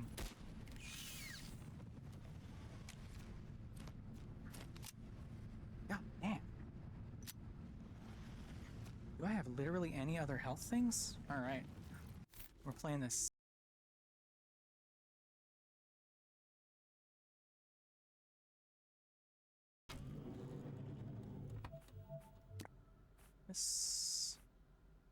Still looking for those things. For a second. Not that. Not that. Not that. Not that. Come on. Jeez.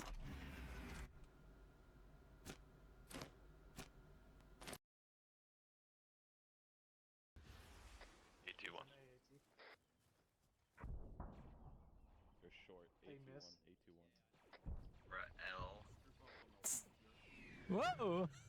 Whoa! Whoa! Hit the deck! There's Swiss cheese clones. More hole than man.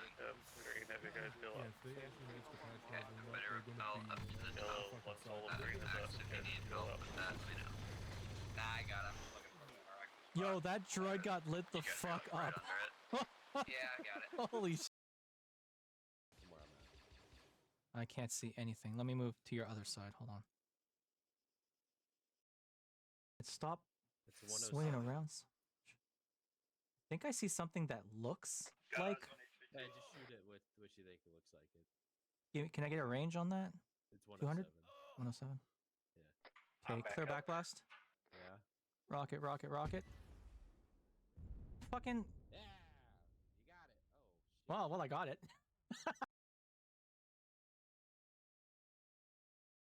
So, Spooky drew a card. What did we draw? The 4 of Cups reversed. Don't know what it means, actually, because I don't know tarot cards. Spooky, you know. What does the 4 of Cups mean? You're like a tarot expert, so I'm gonna rely on you for this one. This is your card. Love that it's a manta ray. BT dubs. Like that's. Hold on. That's so cool. I love that it's a manta ray. That's very, very appropriate for the setting I'm in right now. That's so cool. These cards are beautiful.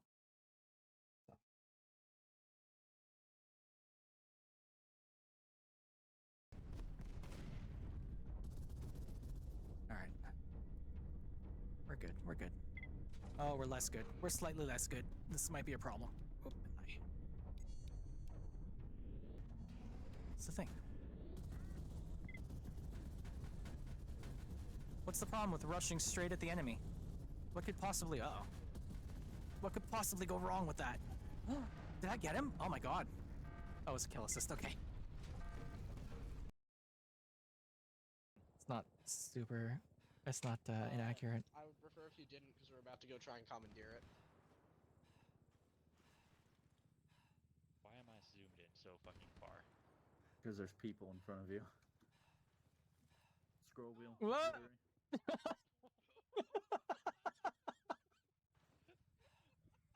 All right, well, Talk, this is lead. saving that one. I'm all right. I'm sort of all right. Drop HUDs. I got it. Yep, drop HUDs.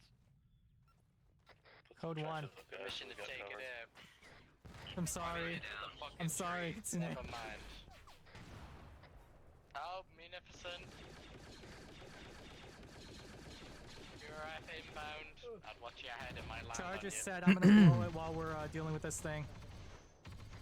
Okie dokie. I'm back.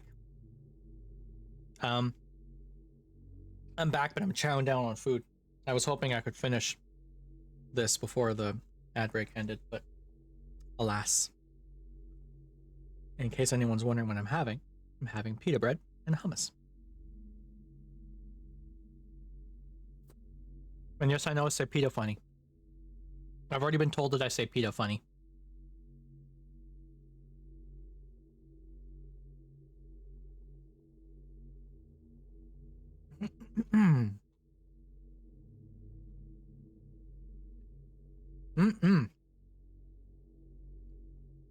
God, I love hummus.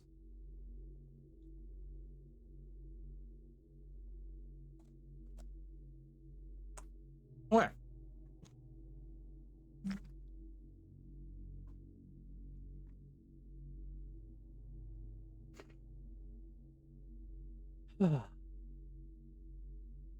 Okay, we're good. Let's continue, yeah? Hopefully everyone's having fun. Hopefully everyone's interested in this. You know, I was thinking, it's funny that I'm doing this kind of stream because how do I put it? Personally, I tend to, before I started streaming, I tended to almost avoid streams where someone did like a lot of narration or voice acting. For whatever reason. Destiny. So now that I'm doing this, I just feel so hypocritical of me, you know?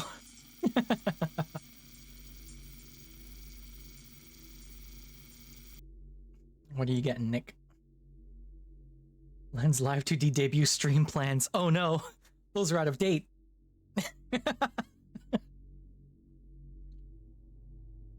It's a sticky note that just says I'm so sorry, everyone. I tried so hard to keep those memories of when we were in the academy, and space seems so innocent and full of possibility. All I have left is scraps, but I hope that's enough. Awaiting new directives. Tell everyone. On the moon, the border between Earth and space, we have struck a deal with celestial mechanics to open up the gravity well. To give us a fighting chance at making the dream real, not wheel. Everyone, take your time. Together, our gravity, our love, can be as heavy as the world. Tell everyone it's time for us to head back to Earth's cradle. Pluto?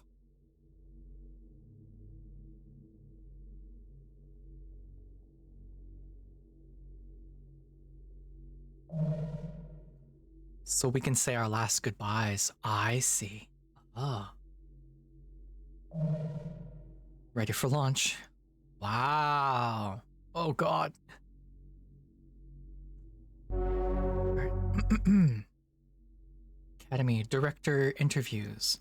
Please do have a seat. The committee has enjoyed reading your resume. The committee has deeply enjoyed these fascinating criticisms of the Newtonian Jungian model of physics. It certainly does feel revolutionary. This committee would like to pause to acknowledge how the candidate's work has met and exceeded the desired qualifications.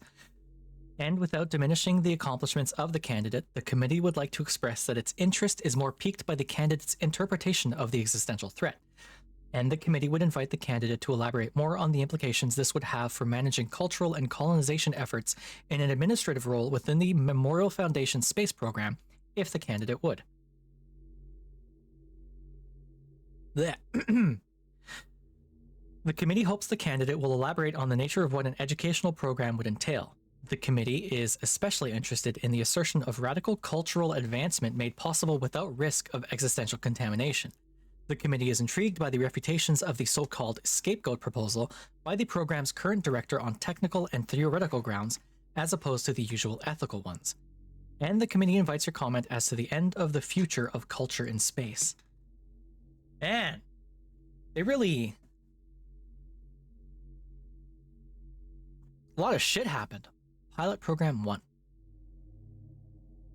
Of course the kids wanted to live in space. Obviously, what could be more dreamlike and fun? I never thought I would spend time with children who wanted to be here again.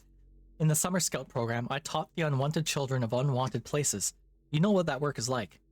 Then they gave me work that would take the unwanted to a place far away from here. Of course not for their sake. In the Summer Scouts, they gave the worst kind of work for the kids least suited for it, only to spare those more wanted from it. Memorial Foundation asked us to take those unwanted kids away from Earth so that we could make it safe for the wanted ones.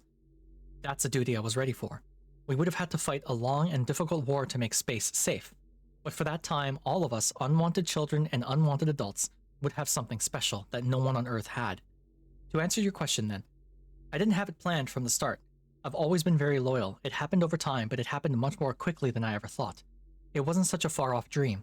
We believed in the Academy students, and were patient with them. Sorry. Blah, blah, blah, blah, blah. My throat and like my nasal cavity is doing something funny while I speak. Yeah,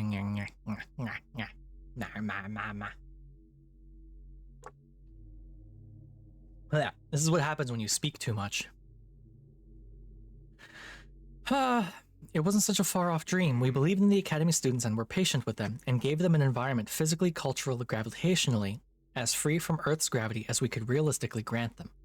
They knew what to do much better than we did. Pluto more than any other student, because Pluto had so much to change. If she and her power fascinate you so much, you should remember the only reason she has it at all is because she was free from you. As they grew up, they made space the future we were dreaming of, and before I knew it, I couldn't think of a single reason why we should give space back to you. And then you went and said you didn't even want it anymore. Yeah, Dr. Nix. Jesus. Hey, Mars. You're still really mad at Lunaterra, right? I will fight her the next time I even see her. So why don't you? Why don't you fight her? I have my hands full. She's probably avoiding me. She's sneaky. You can never find her unless she wants it. But I've fought her plenty already. Oh, whoops. See? She wants to see you. This is why I'm worried. I don't like her sneaking around you. Are you really worried? Or are you super jealous? Both. I mean, no, I meant to type no. Mars. Oh, Mars. I love Mars. I've told you before you should be a main character, right? You're so straightforward. You ought to be the real hero. Alright, well, Cicerus, now that you've told me that Mars was supposed to be the main character, or one of... I meant to type no. Of course, sweetie. You just want to protect me from big, bad, insufferable, meanie Lunaterra. What's so great about someone who's stuck up all the time? She always treated me really kindly. And not so kindly I felt weird or fragile or frustrated. In fact, she really thought I was annoying at first. even still, she was patient. She was mean. She was sad and jealous I had things so nice and so much sooner than she did. But because of that, she was also very tender and understood so much, even before I did. I couldn't have without her. But I don't think we would have melted that angsty shell of hers without the both of us. She doesn't feel very melted to me. And she hasn't come around to show me otherwise. Oh, are you expecting her to come around to you? I meant, well, anyways, she should be the one who comes back. Oh, Mars, if you want to see her so bad, you need to put in some effort too. Why should I when she betrayed us? One of you two has to stop being stubborn or you'll never make up. Ugh, my eyes are so dry. Ugh. Mars. Mars strikes me as very young. Alright. Celestial mechanics and Cradle's graces have one thing in common, and that's escaping Earth's gravity. To do that, they need Saturn and Pluto to work together to corrupt the lunar gravity well. It's an opportunity for one to get the upper hand over the other, but they're not thinking about it politically. Oh. Huh. We're seriously working with celestial mechanics? This sounds stupid. I seriously don't trust them. They're so shady, no matter what they say. If it's something that's in their best interest, there's no way it's also in ours. I know there's no other way to restart the space colonization project without opening the lunar gravity well, but that's exactly why we need to keep them as far away from it as possible. You don't need any help to do it. That's really true, especially with that reprehensible and irresponsible pilot they're assigning to the operation. Yes, I know, but hey, if I don't need to convince you, why are we doing this? I know it's true, Mars. I'm not going to pretend otherwise. So why? Isn't it true they're just using you for a secret plan that will let them take control during the final battle? They're sneaky. I know, Mars, but if we don't open the gravity well, there's no way to have the final battle in the first place. Earth's gravity will destabilize our ship selves completely. Neither of us can get what we want with Earth so close. But why do you need that conniving pilot with you? There are some things even I can't do. You're the one who keeps telling me that, you know. There's no other way to even get a chance at this without their help. But they're going to use that as leverage to trick us anyway. They're not beneath that. I'm not beneath it either, you know. That's why I'm there. I'll be trying to get the upper hand for us. I can be ruthless too, Mars. Don't you think I want it badly enough? I mean, you shouldn't have to. I know that's the part you hate. I don't care if you don't want to see me do something bad, though. I can do it, just like all of you can. You always tell me not to worry, but then there's nothing that I can do. I want to stop worrying, but I can't when there's nothing I can do.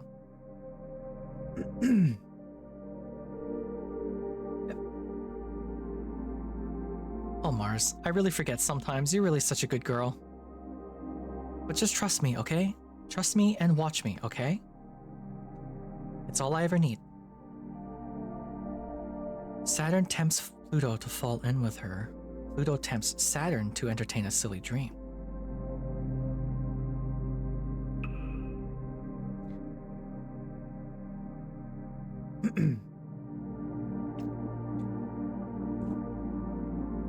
The moon's south pole is the completion point for Earth, where all the terraforming begins and ends. Here the skyscrapers rise up to catch the eternal light in what someday will be a city where night never comes. Hey Yuri, here's Saturn. Saturn's back for ya. You're quiet. Is there something on your mind? A lot, but nothing important. Don't hide it from me. You know I can just read it off your gravitational field, right? My phone's ringing. Please hold.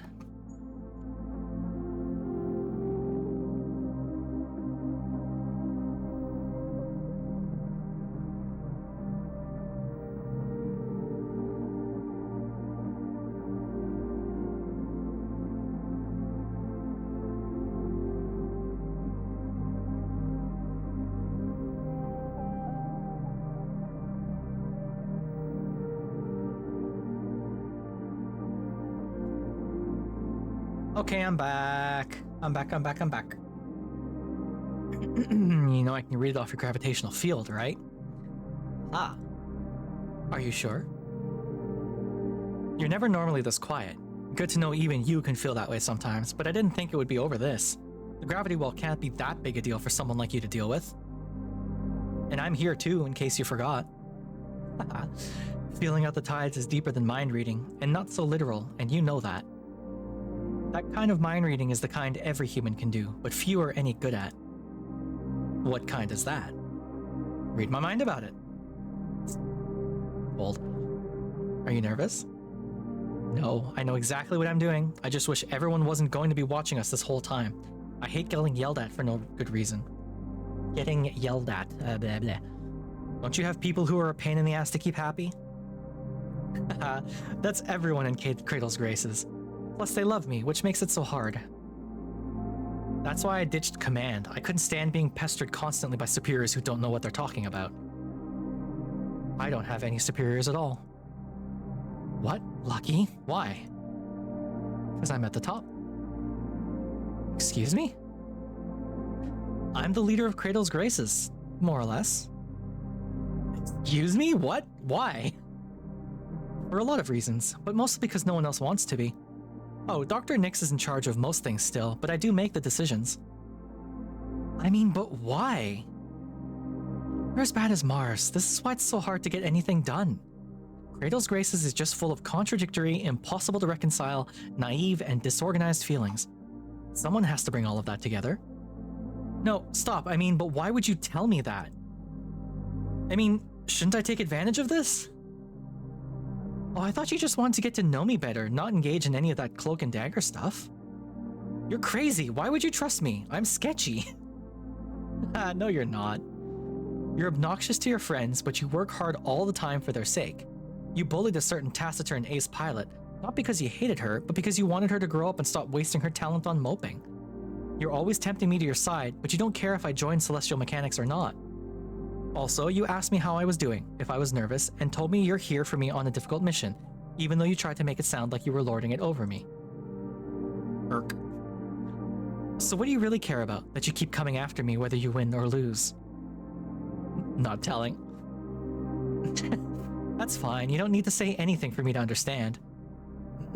I need to shut my mouth or I'll keep stuttering and embarrassing myself. Don't tell me that this whole time you've just been playing along like... Ugh, I give up on being cool, it doesn't matter.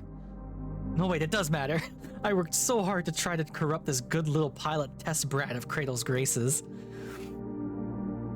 Don't be sad about still being a good girl. It's a really hard habit to break. Oh, you got disconnected. Yeah, welcome back. Saturn's here.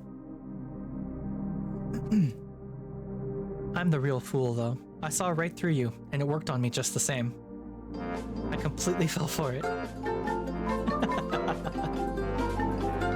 Head pats. So tasty. Oh, we're almost there. Let's be careful, okay? The slim tower, the tallest on the moon, ends in a point, and suspended above it is the overpowering gravity well, claiming humanity's spot on the moon, a saved seat in the cosmos. Posture check? Alright.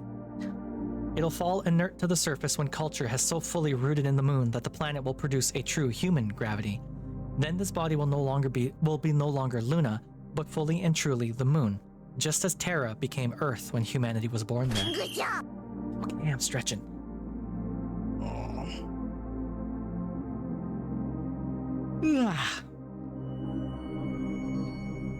Yet the gravity well can also be the seed of possibility. It doesn't have any preconceptions about what humans can be or should be. There's still time. I've been spoiled. Thank you. Begin full output. Resonance handshake seeking. Acknowledged handshake received. Oscillating, rotating, responding. I am trying to seduce you though. Endpoint reached. Synchronization complete. Aligned rotations. Acceleration high. Still acceptable. And I just don't understand how you can be this strong and amazing and still wasted on all of them. Tidal resonance achieved. Brace for resonance feedback. So tell me, why do you waste so much of your time pestering pilots like Lunaterra and me? Tidal resonance far beyond predicted levels. Begin bracing. Hold the core steady for insertion. That's dodging the question. Waves crashing, intensifying resistive force. It's not. You're not really any different. You care what happens to everyone in space too. Even fools like us deserve a chance at what they want. The part that makes me angry is how they won't just take what they want. If Earth has abandoned us, why go through so much trouble to reconcile with them? Resistance is incredible. The core's hypersuspension is... Resistance is incredible. The core's hypersuspension is refusing to decouple.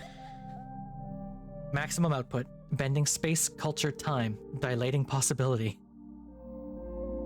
Okie doke. Have fun, Yuri. I don't actually know what a donut hole is. No, I do know what a donut hole is. That's like a donut ball, right? In Canada, we call them Timbits because of Tim Hortons. they're Timbits. Like, colloquially, we call all donut holes Timbits.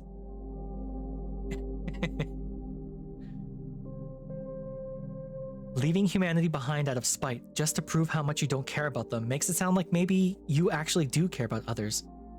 But it is really cute how you're trying. I'm not above you, Yuri. No, that's just a regional thing. It's like how some people call hamburgers steamed hams, you know? It's a regional dialect. I am loyal to us, that's all. The space orphans, the lab girls, and fuck everyone else. No love lost, none owed to anyone else. That's what I'm the leader of. Oh, Canada's above the US. I guess geographically, sure. And if you subscribe to the, global north. Beginning insertion. Breaking first through 50th seals. 50? Jesus Christ. I don't. I want to break up. If humanity wants us back, they should come crawling and beg us to forgive them. You of all people shouldn't be the one saving them. There's Magnetic North and True North. Magnetic North used to sit somewhere in Canada's tundra, but it kind of scoots around. Bye, Yuri. Have a good nap.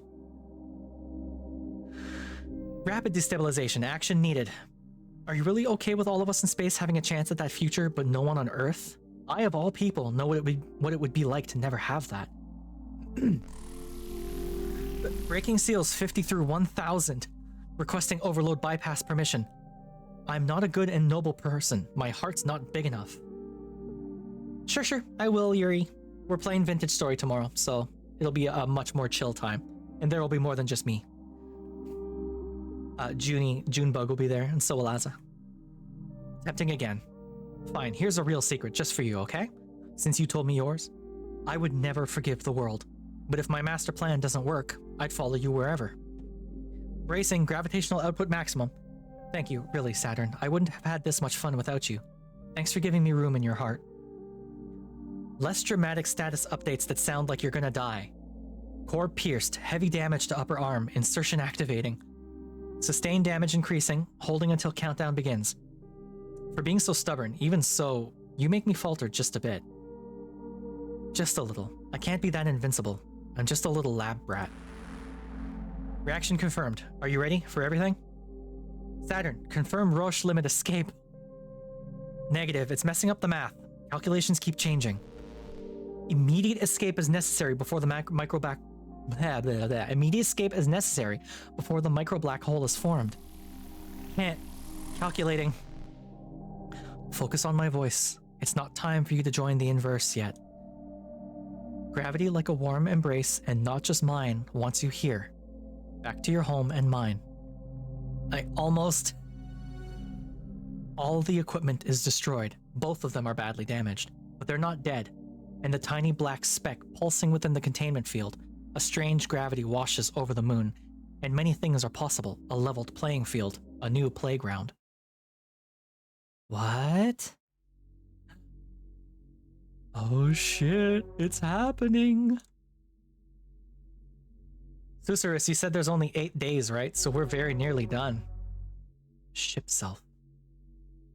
Mare Crisium, the first true ship self, was made in 1969, named after her place of manufacture on then Luna, now Moon. They were made as prototypes, not to be mass-produced. Well, excuse me. Aesthetic considerations. A neutral, idealized body representing all of humanity. They loved bullshit like that. Not the first vessel with a gravitational engine, only the first built to use the engine to exert outward gravitational control. A ship self creates the pressure and culture for a human to survive alone without the presence of others.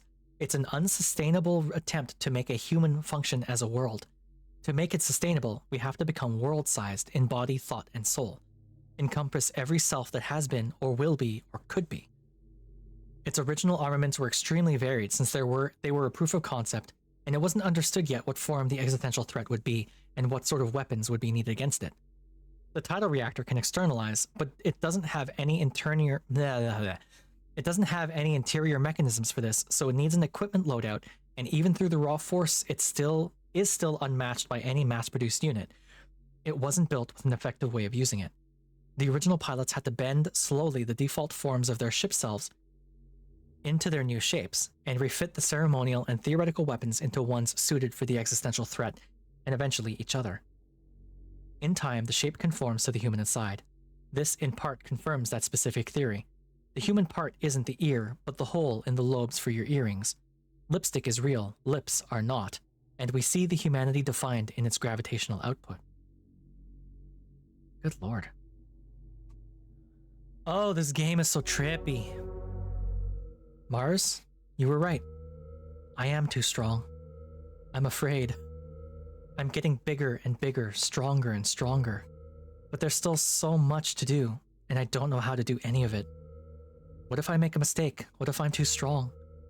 Is the universe going to be okay? Pluto, no, Pluto. Never, no way, that's impossible. I never meant it like that. I messed up again. I'm probably going to mess up yet again saying this, but you're not that strong, Pluto. No one's that strong.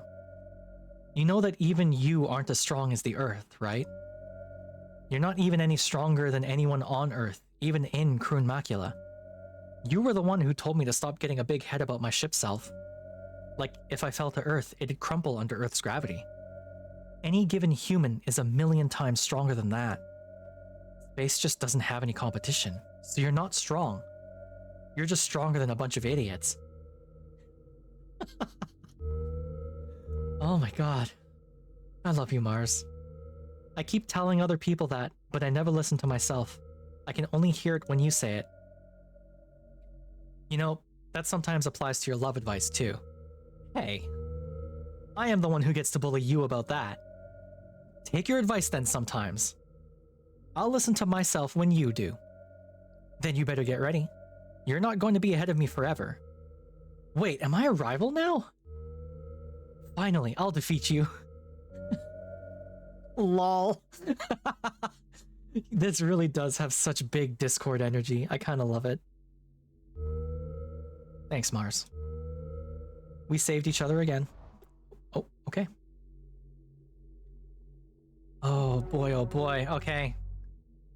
It's happening. We're gonna go out to the last mission. I think. It's time to move the future, peacefully or painfully. No factions, no dreams, just two girls lost and entwined in the warm summer of the moon's day. Launch.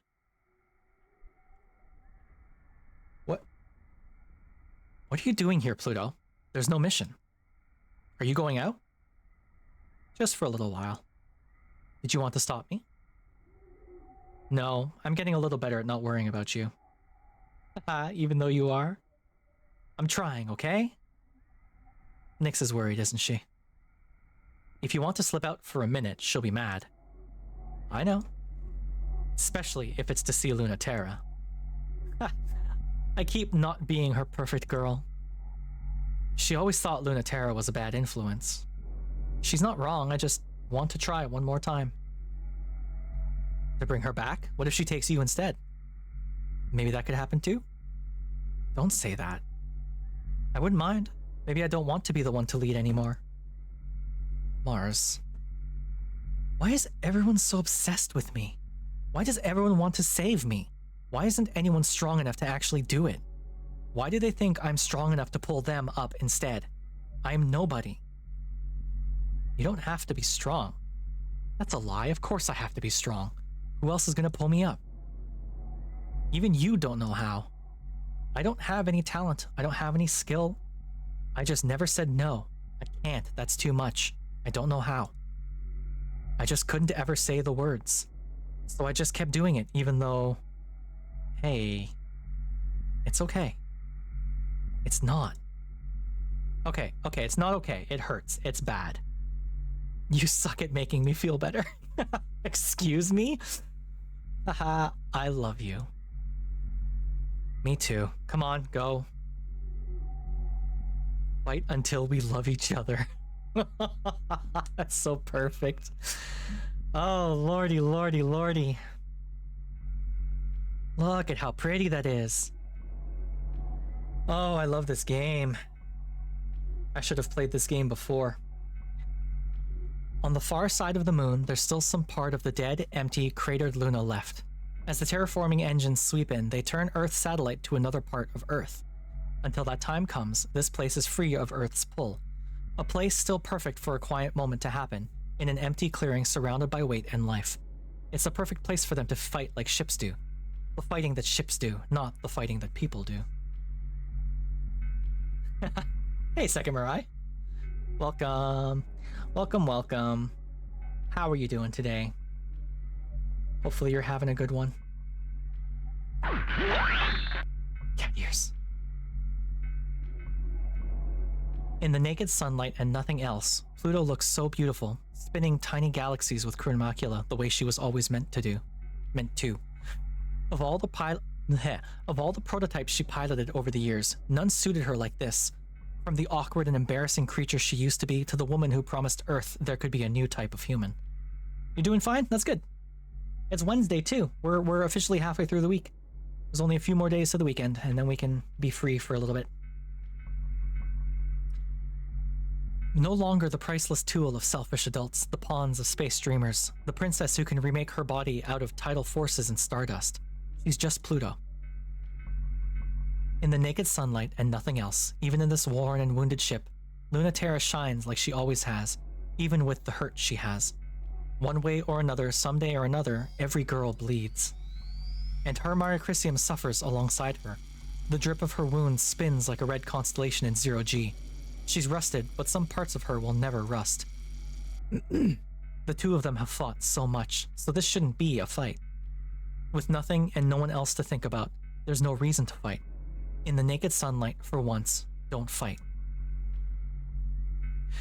Instead of fighting like people do, fight like ships do. Fight like plastic toys do. Fight like you don't have a body, like you don't hate your body. Fight your way into a new body. Fight like we used to, without trying to win. Fight like we did a long time ago when they were training us to fight, and all we wanted to do was play. Fight like we did when we didn't have any other way of touching each other. When all we had were lasers and light, tides and time, to say what we wanted to say to each other. I'm not going to go easy. You better not. Since we're not fighting, I really don't want you to hold back.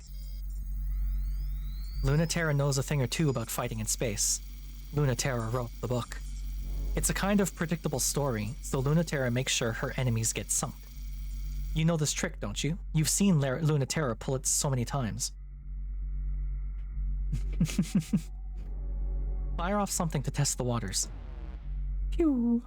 Lead the target until they walk right into the shot. You can play that game forever until they make the first move. Don't let them make that move until you know they won't be expecting what you do next. What you do next can be anything, as long as it's what they're not going to see coming. After you do it, disengage, like passing a secret. You know this one really well. The message in a bottle slipped between the bullets of hard light. She was the person who taught you how to blow a kiss. But Pluto is the one who learned how to make out. Her ship's so big, it makes Luna Terra look like a toy. But Pluto is even bigger than that. You have to measure in density, not mass. Then you'll understand. Pluto is the center. Luna Terra revolves around Pluto, like she always has. Luna Terra is too close when she tries to pull back from Pluto and too far when she's trying to close in. She's on a leash that extends through space-time however Pluto wants. Luna Terra's gravity is the tug that makes the tides go in and out. Pluto's gravity is strong enough to turn Luna Terra into a new shape. Luna Terra didn't invent this, but she loves to struggle through it. She loves to see what she can do, how close she can come. She comes in so fast, does so well, but goes too far, when Pluto isn't expecting. It's too fast, way too fast. Pluto's more off guard than Luna Terra expects. Luna Terra's moon of a spear crescents right into Pluto's chest. Lunaterra wants to scream, but she doesn't say anything. It feels deep enough to be scary, and Lunaterra only meant to nick her. What's wrong? Wow. We were having so much fun, and you look so scared. Why didn't you block it? Luna, I'm fine, see? You can't hurt me that easy. You're not that strong. I'll always be alright. Pluto plucks Lunaterra off by the forearm. Gently, with 2 fingers, like detaching a kitten or a bug. Sorry to scare you like that, but you lied. You said you weren't going to hold back. Pluto can seize Lunaterra by both wrists, and she does that. And Lunaterra is quite awestruck by how safe and helpless she feels. The gravity pulling at her from Pluto is gentle but firm. Fighting ship to ship is the only time Lunaterra doesn't feel naked, but now she finally feels naked there, too. It's not so bad, though. Sometimes you have to let an animal bite you before you can feel safe. Before it can feel safe. That's a thing you said once. See, I'm learning. I've learned so much. When I said that, I was talking about Mars. And you're just like her. Are you really okay? I really didn't mean to scare you like that. But Luna T, you're always overestimating how capable you are of hurting me. It's fine. I was the one who was dumb. A stretch, another stretch, and another posture check? What? I thought I could scare you, and you were way too smart for it. You did that on purpose, though? You really are amazing. Scary, right? Just like you said. You could be like that too, though. There's still stuff that you could learn from me. Want to be the one to teach me that? Clam!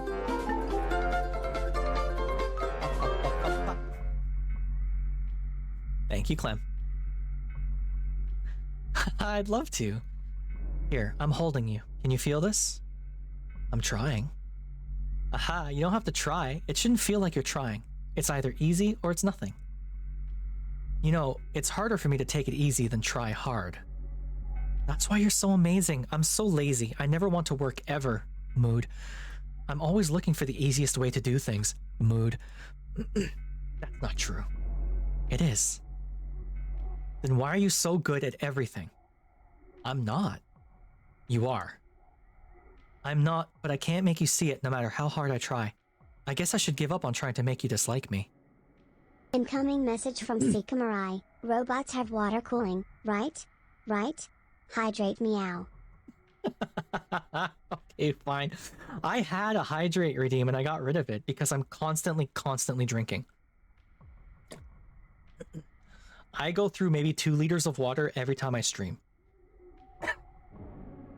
So it just felt kind of pointless, you know? Like I am constantly hydrating. It's because I run so hot, Sekamurai. I need lots and lots of cooling.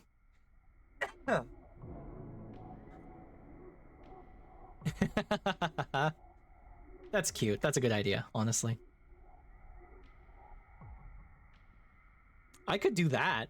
I could turn my my hydrate redeem into tell everyone else to drink. Haha, sorry, you can't win against me. You really are such a sore winner. Now I know how Mars feels. She's right, I'm totally insufferable. I'm glad at least someone knows. Oh, please be sure, I noticed too. Excuse me, of course, but you don't care. Of course I care, I love you. Can you feel it now?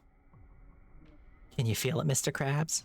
I really didn't think I would, but I do. Tell me what it feels like.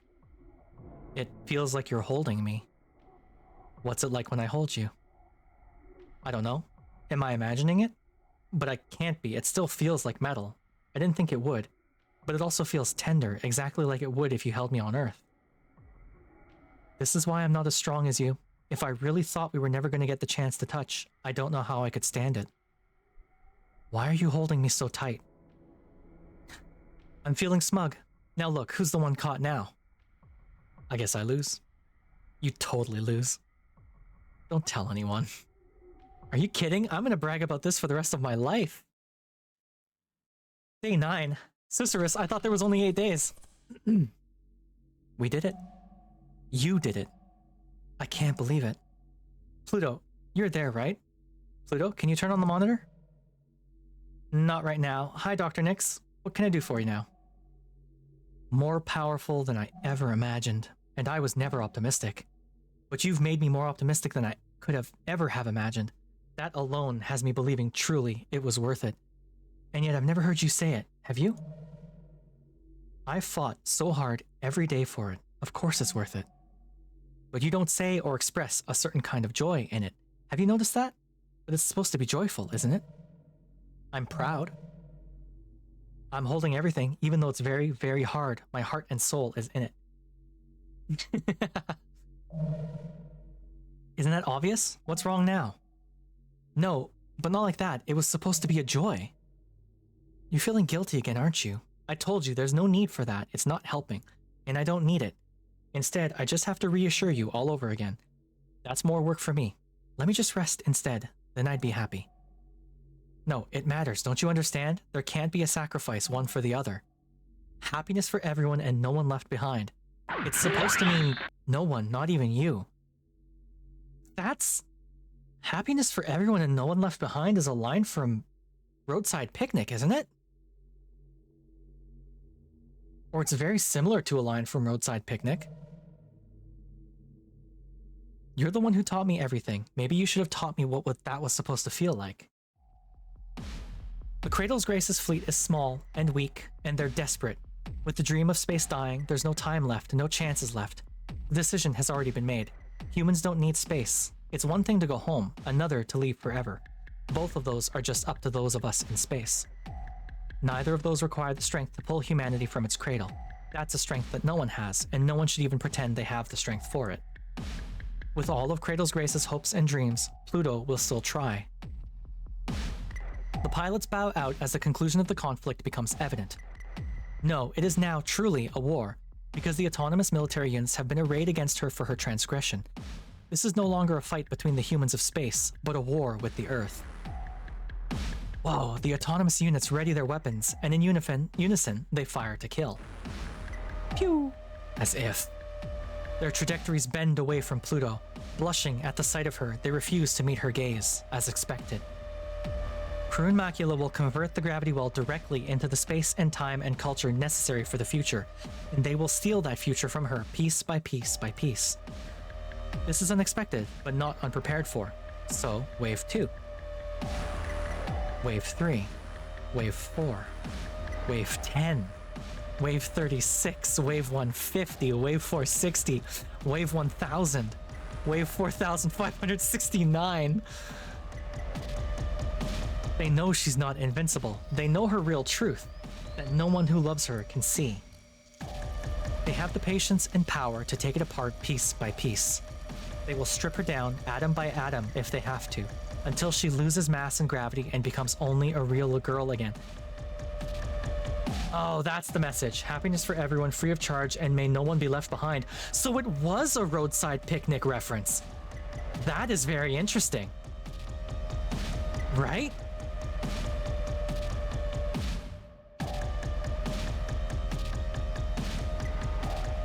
Happiness for everyone and no one left behind. What a thing to reference in this sci-fi transhuman game of disaster lesbians. That's so cool.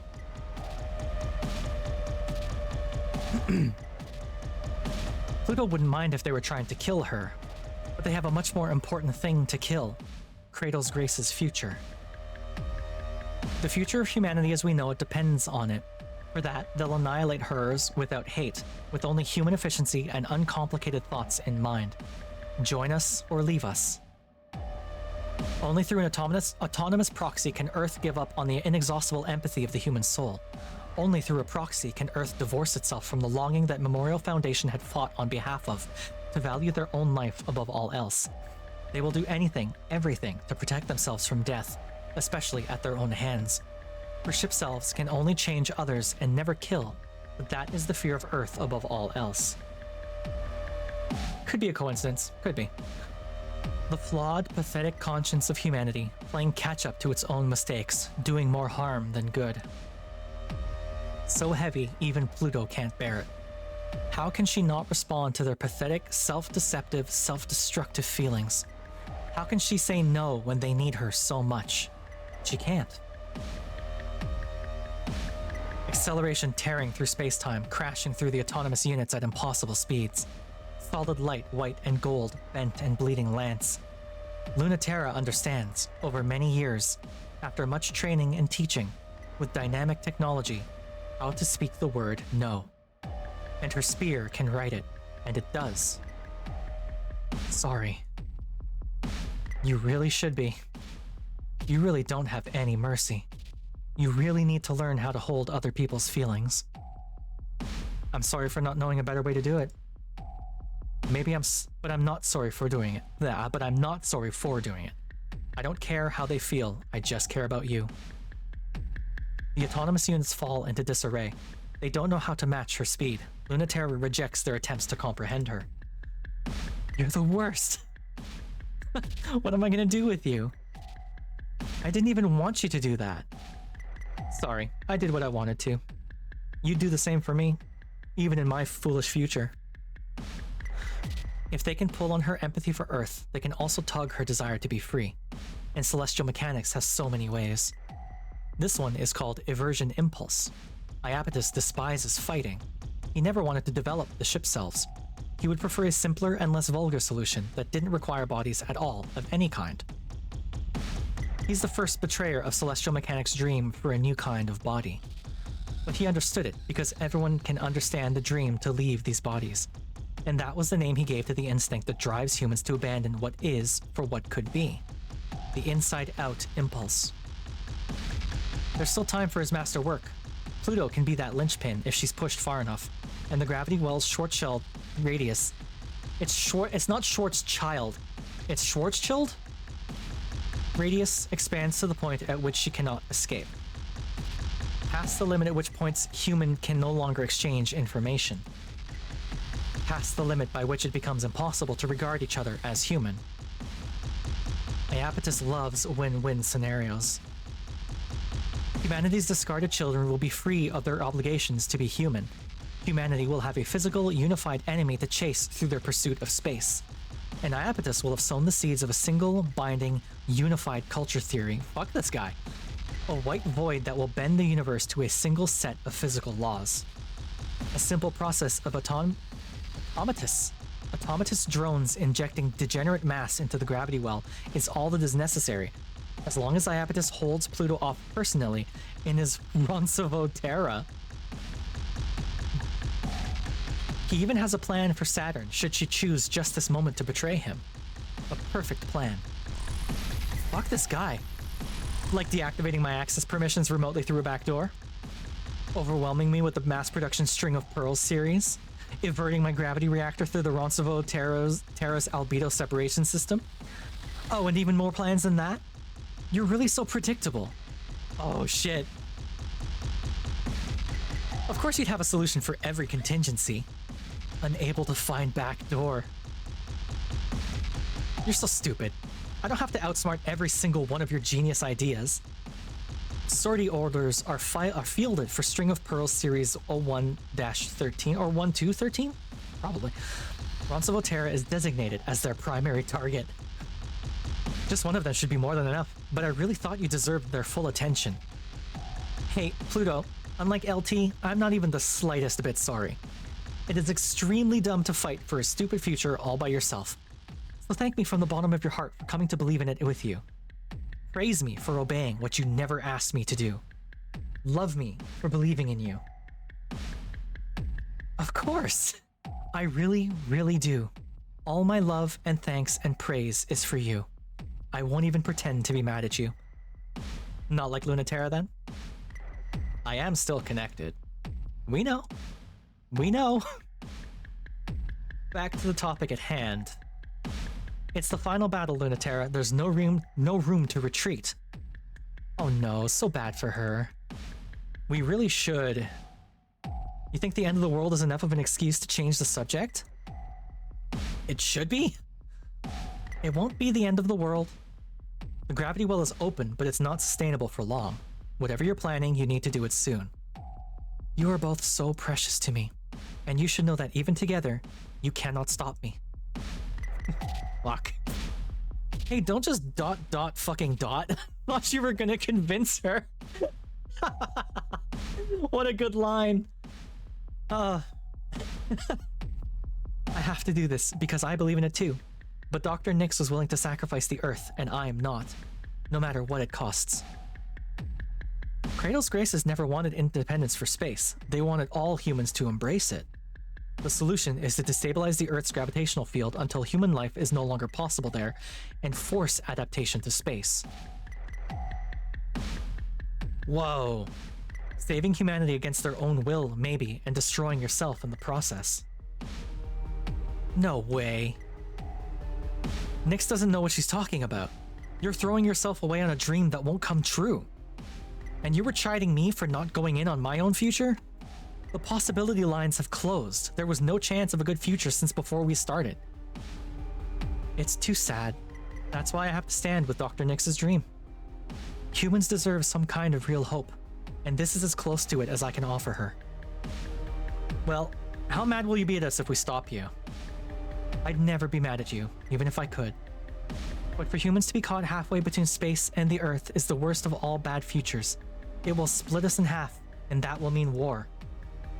It's the future of eternal war. Of true war.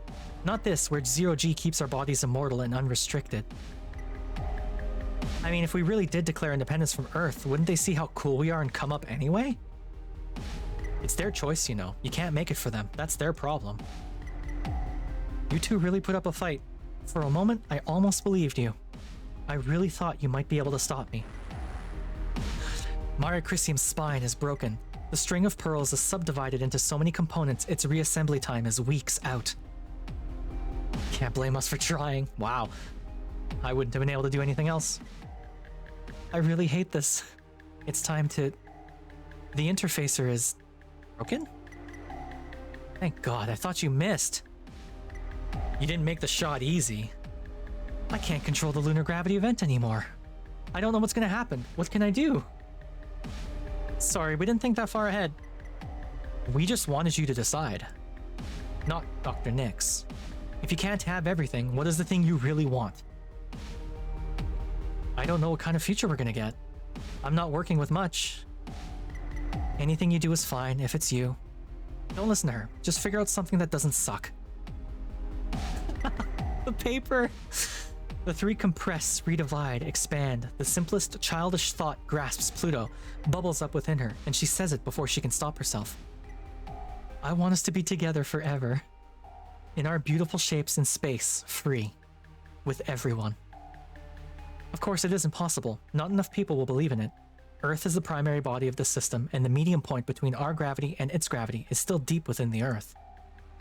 Yet they cannot pull us down anymore. That will never happen. We are still in space, and the future is uncertain, if we can even sustain it. But... I declare war on the Earth. Come get us again. Come find us again. I dare you, I challenge you to prove it once again. What foolishness. Humanity will happily oblige. Yet they find that their autonomous troops are crushed before they can reach us. Humanity will have to fight us again on our terms this time. Fight us like children fight, again, with bodies of plastic. Pretend. If you want to fight us, you'll have to be like us. You didn't have to give me this chance. Actually, I was worried you were going to try and save me from it. I was hoping you would? Was I hoping you would? Aw, you're sweet. I wouldn't hate you if you did save me from it. But that's not because I want that future more. I have to get you ready for a future that's terrible. But it will be the future with the greatest hope. I really believe that. You gave me permission, you said this was okay, but I don't know if you really knew what it would be. I want what Cradle's Graces wants. Happiness for everybody, free, and let no one be left behind. I can't believe I still believe in something so honest. With my whole heart. They don't know how to make it true. I don't know how to make it perfect, but I know a way to try with you. It's just that loving you makes me so stupid. I just can't help it. To be swept up by you into a new future, even if it's not the one I wanted, would still be so sweet. Because it's you, and because I trust you.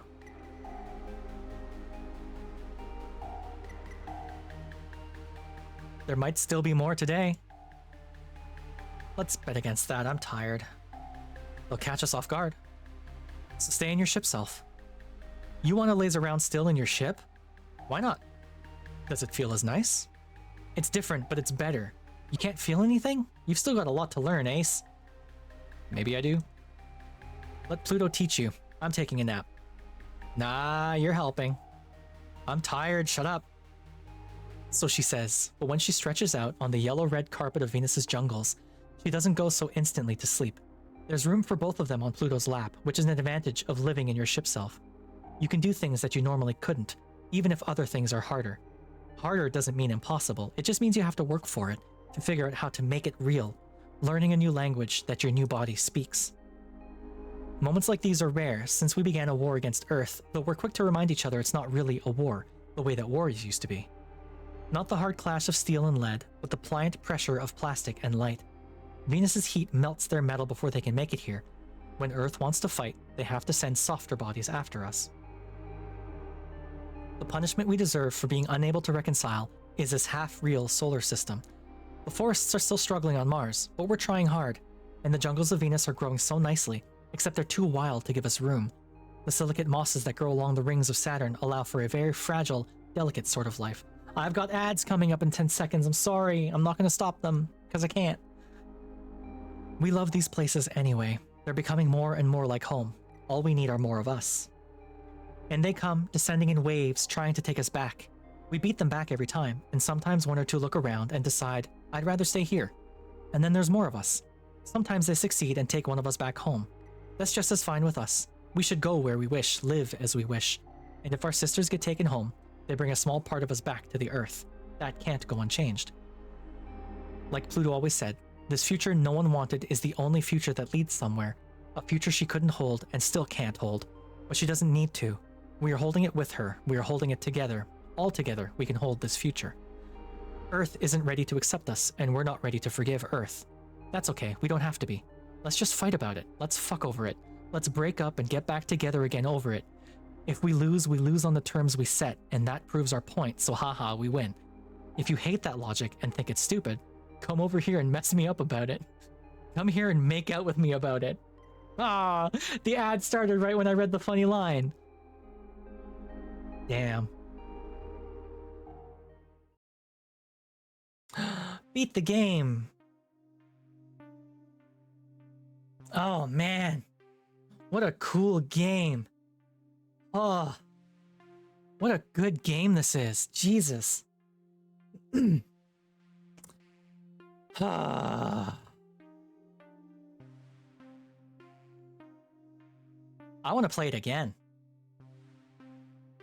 I want to try the different routes. This is really cool.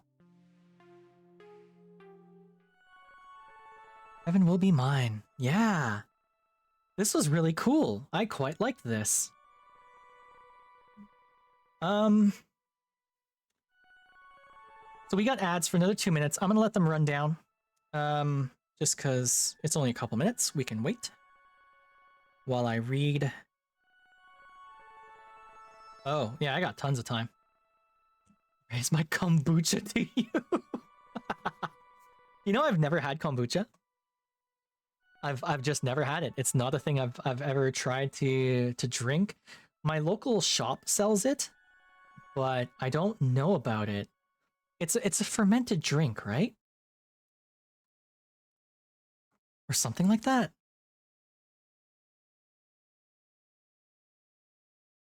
If you can find a remedy, you should try it.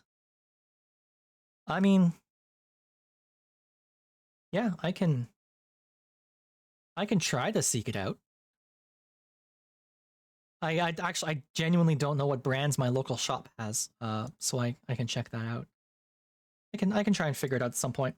Hey, before I go, you want to see something funny? If I do this, all right, y'all ready? If I do this real quick.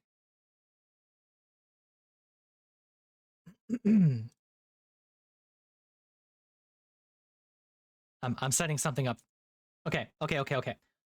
Once the ads are done, I'm gonna do something funny because I think it's I think it's funny. Kombucha is a fermented, effervescent, sweetened black tea drink. Sometimes the beverage is called kombucha tea to distinguish it from the culture of bacteria and yeast. Juice, spices, fruit, or other flavorings are often added. Oh. Effervescent as in like a carbonated drink, right? Like it's sparkly? Because that actually doesn't sound so bad. I might actually try that.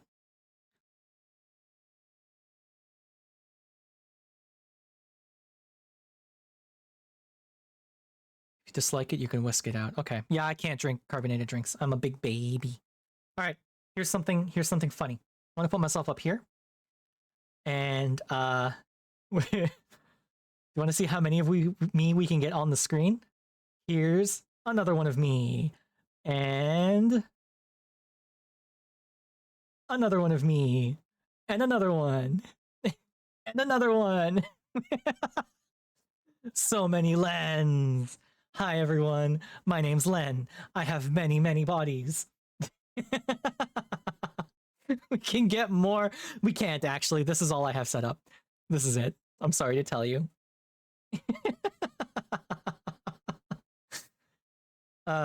Stupid. Just dumb. I really do like my setup.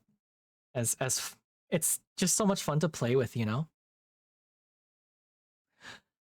But what about cat Len? Oh, I'd have to set that up still. I haven't set that up. My old cat girl self. One day. One day. Well, I mean, partly I just want to keep being me, you know? I like this.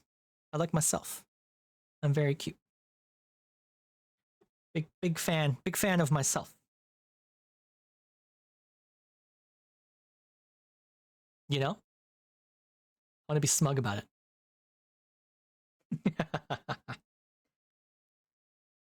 All right, so that's it.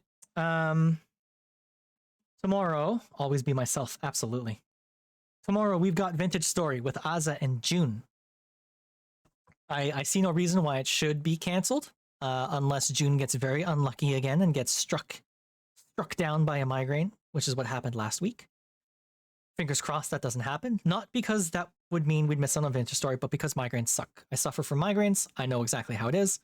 Migraines are the worst. So, fingers crossed that doesn't happen. And then as a bonus to that, we would get to play some Vintage Story. Okay, Sakurai. Please don't dox me.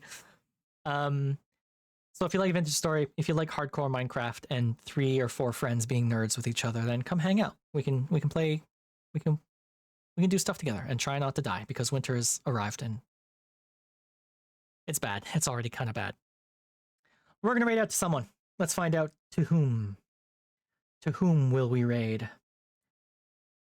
Let's see who's live. A lot more people are live today than was yesterday.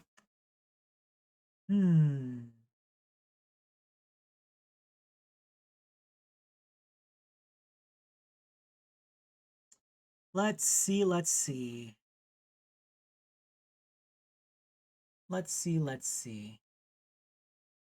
You're live, and you're live. I don't know if anyone's playing this game. Let's check the... Nope, just me again. That's okay. So you're playing 33, and you're playing the Were Cleaner. The Where Cleaner? What is that?